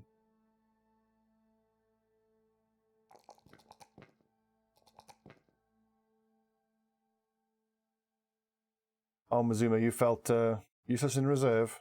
Sad. Really, I just want levels. I want Simon to hit level 6, and then he doesn't have to keep fighting anymore. Because once he's level 6, he can just sit and keep looking at this quality wood, and hopefully he'll pull his finger out of his arse and make us a bow. At which point we fire him on the spot.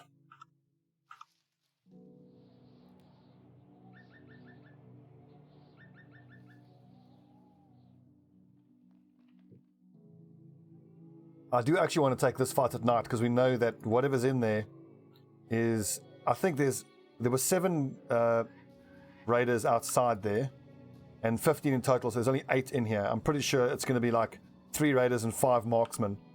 So we'll be attacking them at night.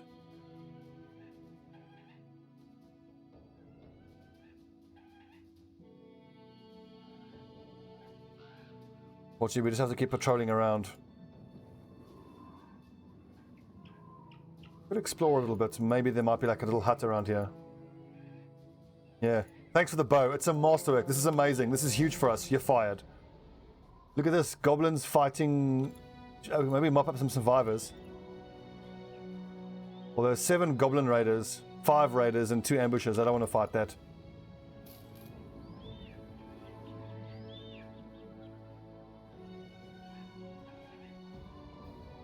I did something similar with a... what are they called again? A caravan hand. Because the caravan hand, there's a chance eventually a caravan hand will expand your inventory size for free.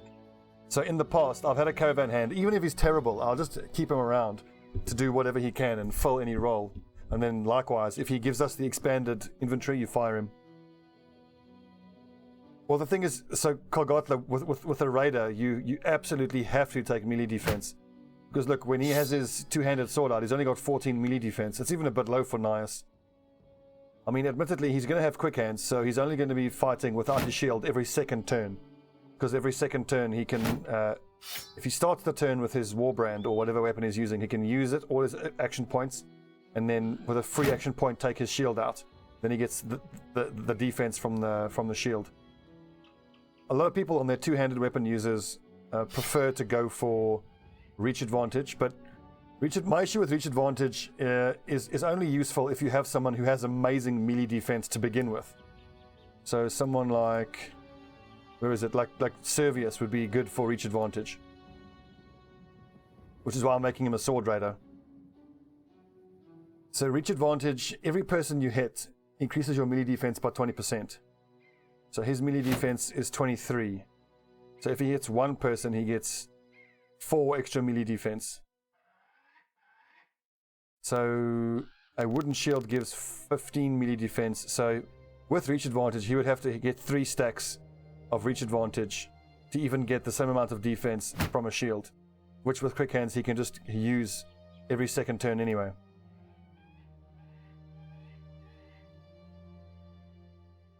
Okay, we're expecting to fight raiders here, so let's go with flails and swords. Except for you, Servius, you're a sword raider.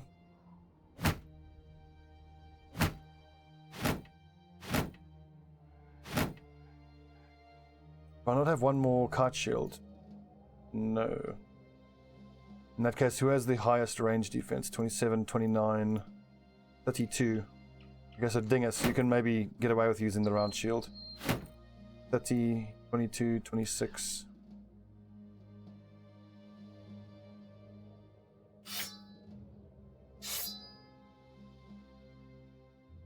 Okay, lads, it's almost night time. I'm going to be gutted if that roaming group of raiders that were here joined this place and there's now 15 of them there.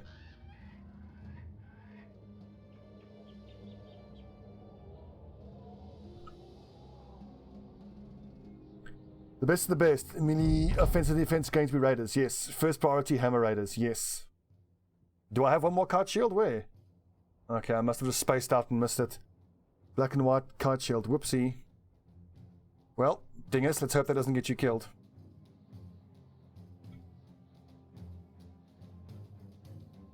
So now this is going to be a slow shield wall advance until we get a bit closer. We just got to pick the right time to sprint forward.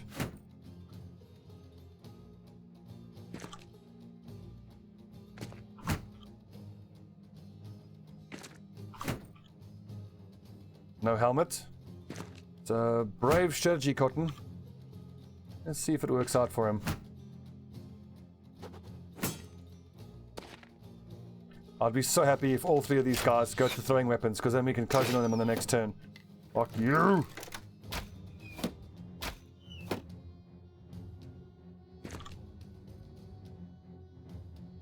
Nice, perfect. Excellent. And also, I'm not seeing a tier 2 crossbow there. There's 1, 2... Hopefully it's only 3 marksmen. 1, 2, 3, 4, 5, 6, 7, 8.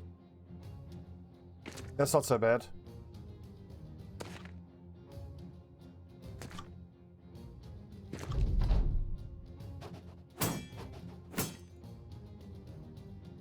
Yeah, retiring someone if they have shitty stats to begin with isn't so bad, but it does hurt retiring someone. I hate having to do it. Good defense, boys. Thank Orange Jesus for these kite shields. Yeah, so there is probably a 4th marksman here somewhere.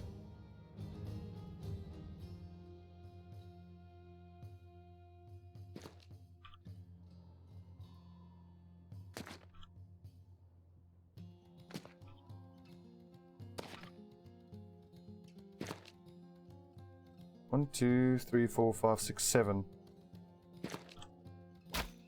Aha! 8th marksman up on the high ground, the bastard.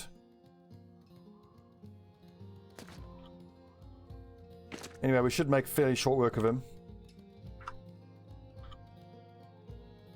Well, a kite shield at night is still no guarantee against these marksmen. They are absolute monsters. It is known. In fact, Pontius Axial, I'm going to have you try to run that guy down, or at least put pressure on him. Because by charging at him, we can convince him, hopefully, to spend his action points running rather than shooting at us. They're going to target the backline now. It's fairly likely the backline are going to take some hits. Oh, lucky.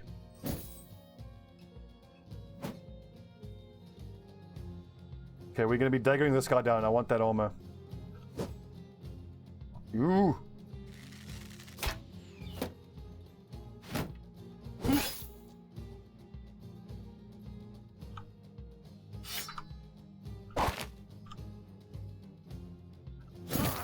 Great shot.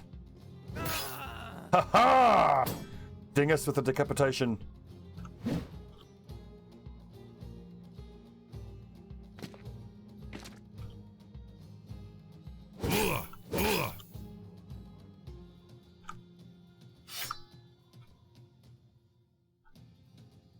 Okay, Pompeius.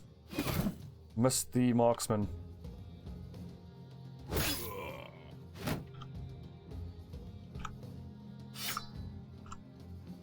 45%. Oh, nice. 2 good hits. 64 accuracy. Just go ahead and stab.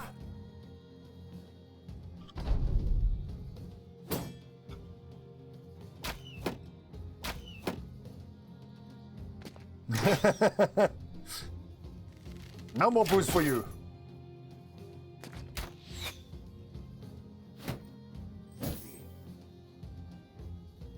Vitalis is not much of a night fighter, we can say that much for sure. Well, 19%. Actually, wait. Let's let him have his turn, because if he attacks twice, then that's really good for us.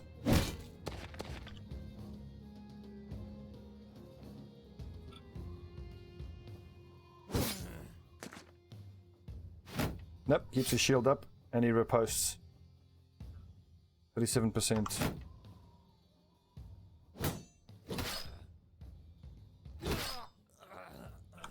Get him, lads. Get him.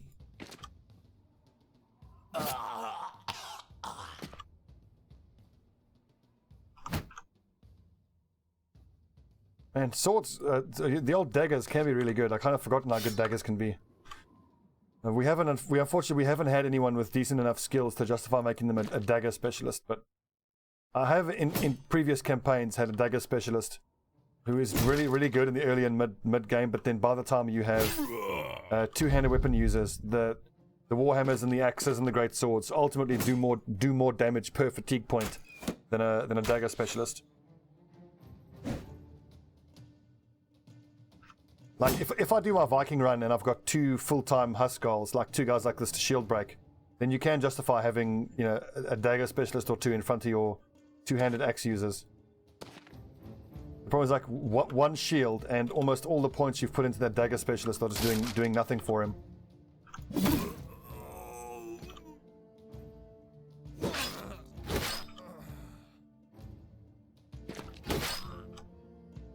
I believe I don't need all the heads here, but still, let's chase down that marksman. Get him, Brent. Good boy. Sa, fetch. Kill.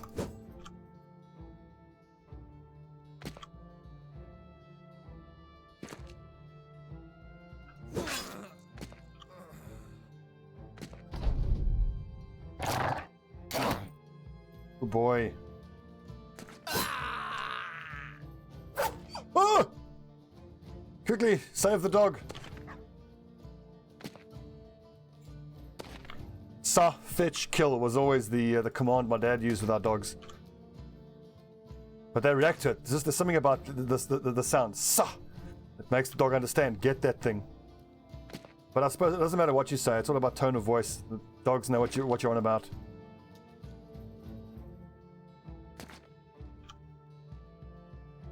Damn, he's going to get another attack off. We can't get to kill him before he gets to attack the dog again.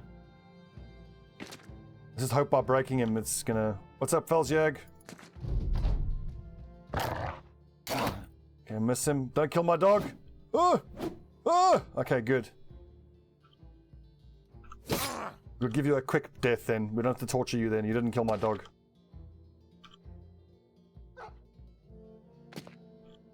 Felsyag, I'm afraid your timing's a little off. I'm just about to break for lunch, but when we come back, I'm either going to finish up my They Are Billions playthrough, or I might keep doing Battle Brothers. Ooh, a legendary dagger. Wow. Wow, wow, wow, wow, wee wow. A short and hardened dagger, masterfully crafted with a pointed blade for piercing through the smallest gaps in armor. 25 to 50. Plus 10% chance to hit the head. Interesting. So 25 to 50 armor piercing. So on our discussion of whether to make a dagger specialist or not, this kind of makes you feel like we should make a dagger specialist. But then again, we don't have anyone with the stars to justify making them a dagger specialist. I still think, look, as good as it is, it's still really, really, really, really good. Wow, wow, we were. Jagger Smash. Hello, I like you. And we made some good cash from that. 175 plus assault. Okay, well, clearly it's going to be Gnaeus. Actually, you know what? Gnaeus Pompeius. I mean, 25 to 50, even if he's just using stab, that's pretty damn good. 0 to 10 can ignore armor. 25 to 50 ignoring armor. Holy fuck. So that's a guaranteed injury every time you hit someone. Unless they have enough hit points to get it below threshold. And every time I land puncture, it'll be making them roll for morale.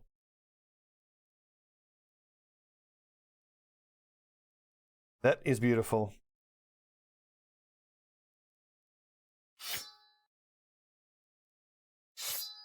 So this whole experience also incentivizes me to take on these house-affiliated missions that say go. That there's marauding or rampaging goblins or greenskins. Because when they are, we can just lead them into a ruin, have the goblins help us clean them out, and as we saw, that got us a legendary item. Okay, Marius Augustus, the specialist. You got 59 melee skill at level 4. 61 at 4. It's still not great. It's okay. Just take gifted. Again, he's really only going to be in our team until we can find someone better. But we just want to make him as effective as we can, as quickly as we can.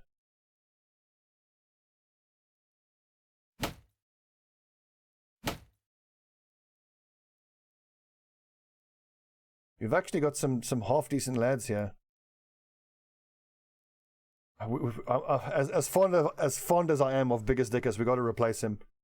62 melee skill. I need to get either Marius or Vitalis, particularly on the front line. He's level 4, so he's got a fair amount of fatigue. He's got steel brow, so he's not going to get one shot with a headshot. we need to start cutting some of the dead weight from this team. First on the chopping block is going to be Biggest Dickus, I'm afraid.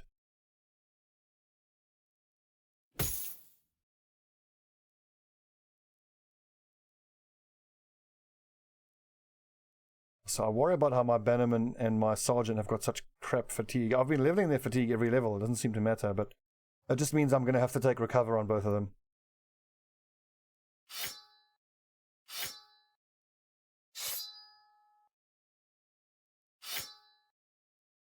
Kite. Oh, there it is. Stop it, you fool. I think by default I'm going to have them run around with the kite shields, and then if I go into an enemy fight that doesn't have any ranged weapons, we can go to the round shields. Just by running around with our round shields, too often we're getting ambushed by raiders with marksmen, and then things just go horribly. Very, very quickly they go horribly. Biggest Dickus. You need a flail. Let's see, so... Mace Specialist. Okay, fine. You may as well use the bludgeon. Although 25 to 35 is not enough damage. Use the sword.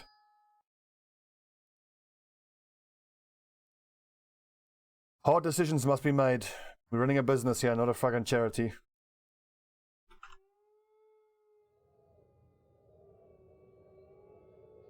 I think we'll stop in Settlefest and sell the salt that we got. That's a big group of whatever it is. One thing to remember as well, the size of the footprint indicates roughly the size of the group. Let's try give them a wide berth. I have no intention of fighting these. Okay, good. They're being chased by first Settlefest company.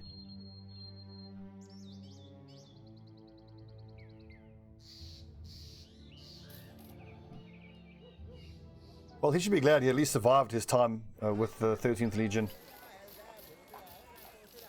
He can tell all his friends in the pub, yeah, I was a mercenary once.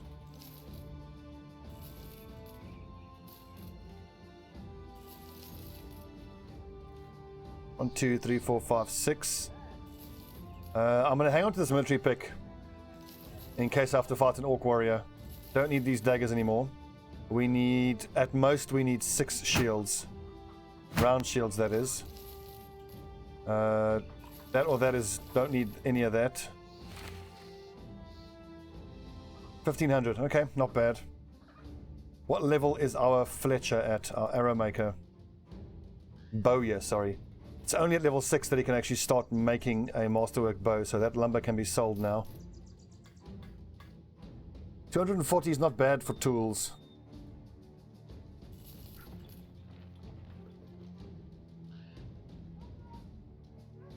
That is super, super tempting. Buying the Squire for 840. But no, let's go get paid. And then we'll stop by Dunkeltel and see if we can't hire a hunter. It's been really unfortunate. Like every time we go in there... Ooh, that could be interesting. 14 undead. Oh god, a few ghasts. Run away! Yeah, that is really scary. I could run them into this group, but then that bandit leader is most likely going to get his armor ruined, which I don't want to have happen. Leave me alone! Leave me alone! Oh god! Oh god!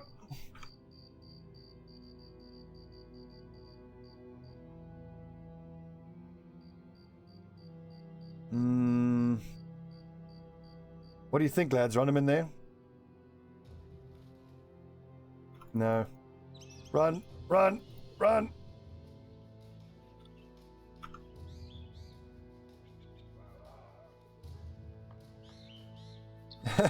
Prostitute. Well, the thing is, considering his background as vagabond, I don't think he's going to be very successful as a prostitute. He has earned his retirement, that's for sure. We'll certainly compensate him. He's nearsighted vagabond.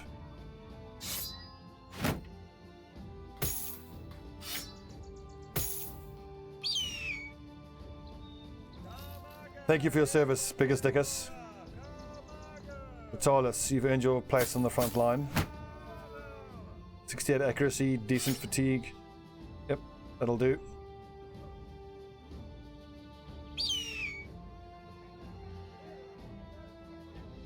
So Marius Augustus, who's the next person we're going to replace? Probably Servius. I mean, he's got nice defense, but his fatigue is so bad. 68 accuracy, 64 at 5. You hate to say it, Zalora was pretty terrible. He's just a tank, but for me, it's all about the melee skill. But Nias is the best. Dingus is not bad, 69 at 5. Lucius is not great, 69 at 7. Vitalis is quite promising, 68 at 7, but 2 stars, but asthmatic.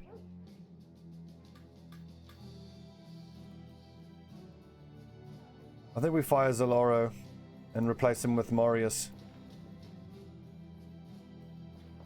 Or we hang on to Marius. I mean, I need at least one replacement anyway, so let's not fire anyone just yet. But we are in the market for some ranged fighters. Hunters. Hunters are what we need right now.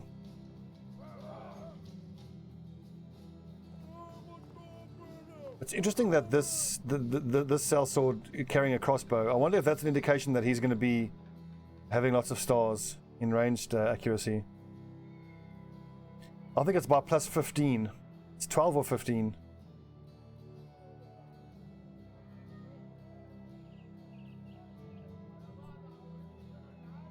$220, you don't turn that down. I mean, if I find tools for 220, I'll just buy them.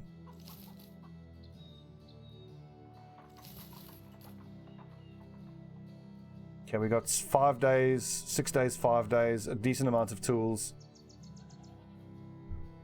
Let's head up to Dunkeltal. Okay, I can't hire anyone right now. Let's go. Maybe Stake and Wall has work for us.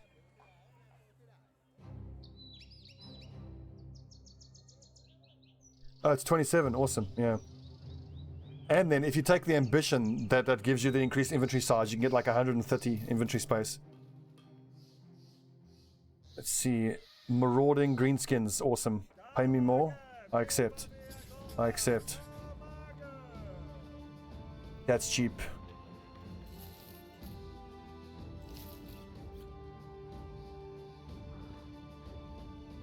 Okay, I'm hungry. I want to break for lunch. When we come back, we're going to be killing marauding greenskins around Hagemoose. And we're going to get them on our tail and see if we can't pull them into either Bloodwolf's Court or to ancient ruins. I don't think it's going to work taking greenskins into, you know, a goblin hut. I'd be pretty sure that if we do, they would run on this. They'd both line up on the same side. They wouldn't fight each other. The nice thing is we're going to keep getting these kill marauding greenskins missions for Hagemoose because they're on the front line for all the greenskins. We can take them into 1, 2, 3 ruins. The long story short, we can do 3 more of these kill marauding greenskins around Hagemoose missions with people helping us.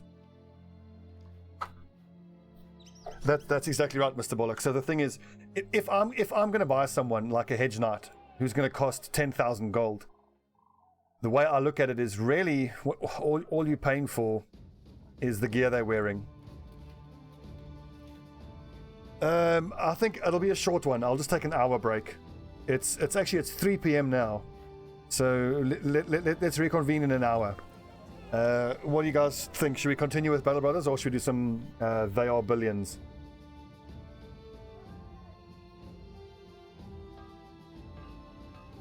What do you guys reckon? Battle Brothers or Billions?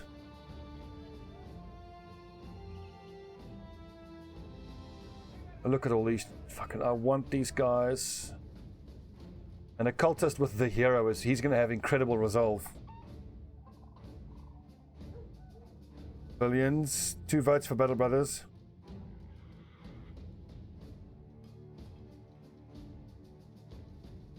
Battle Brothers. Cool, that's Battle Brothers then.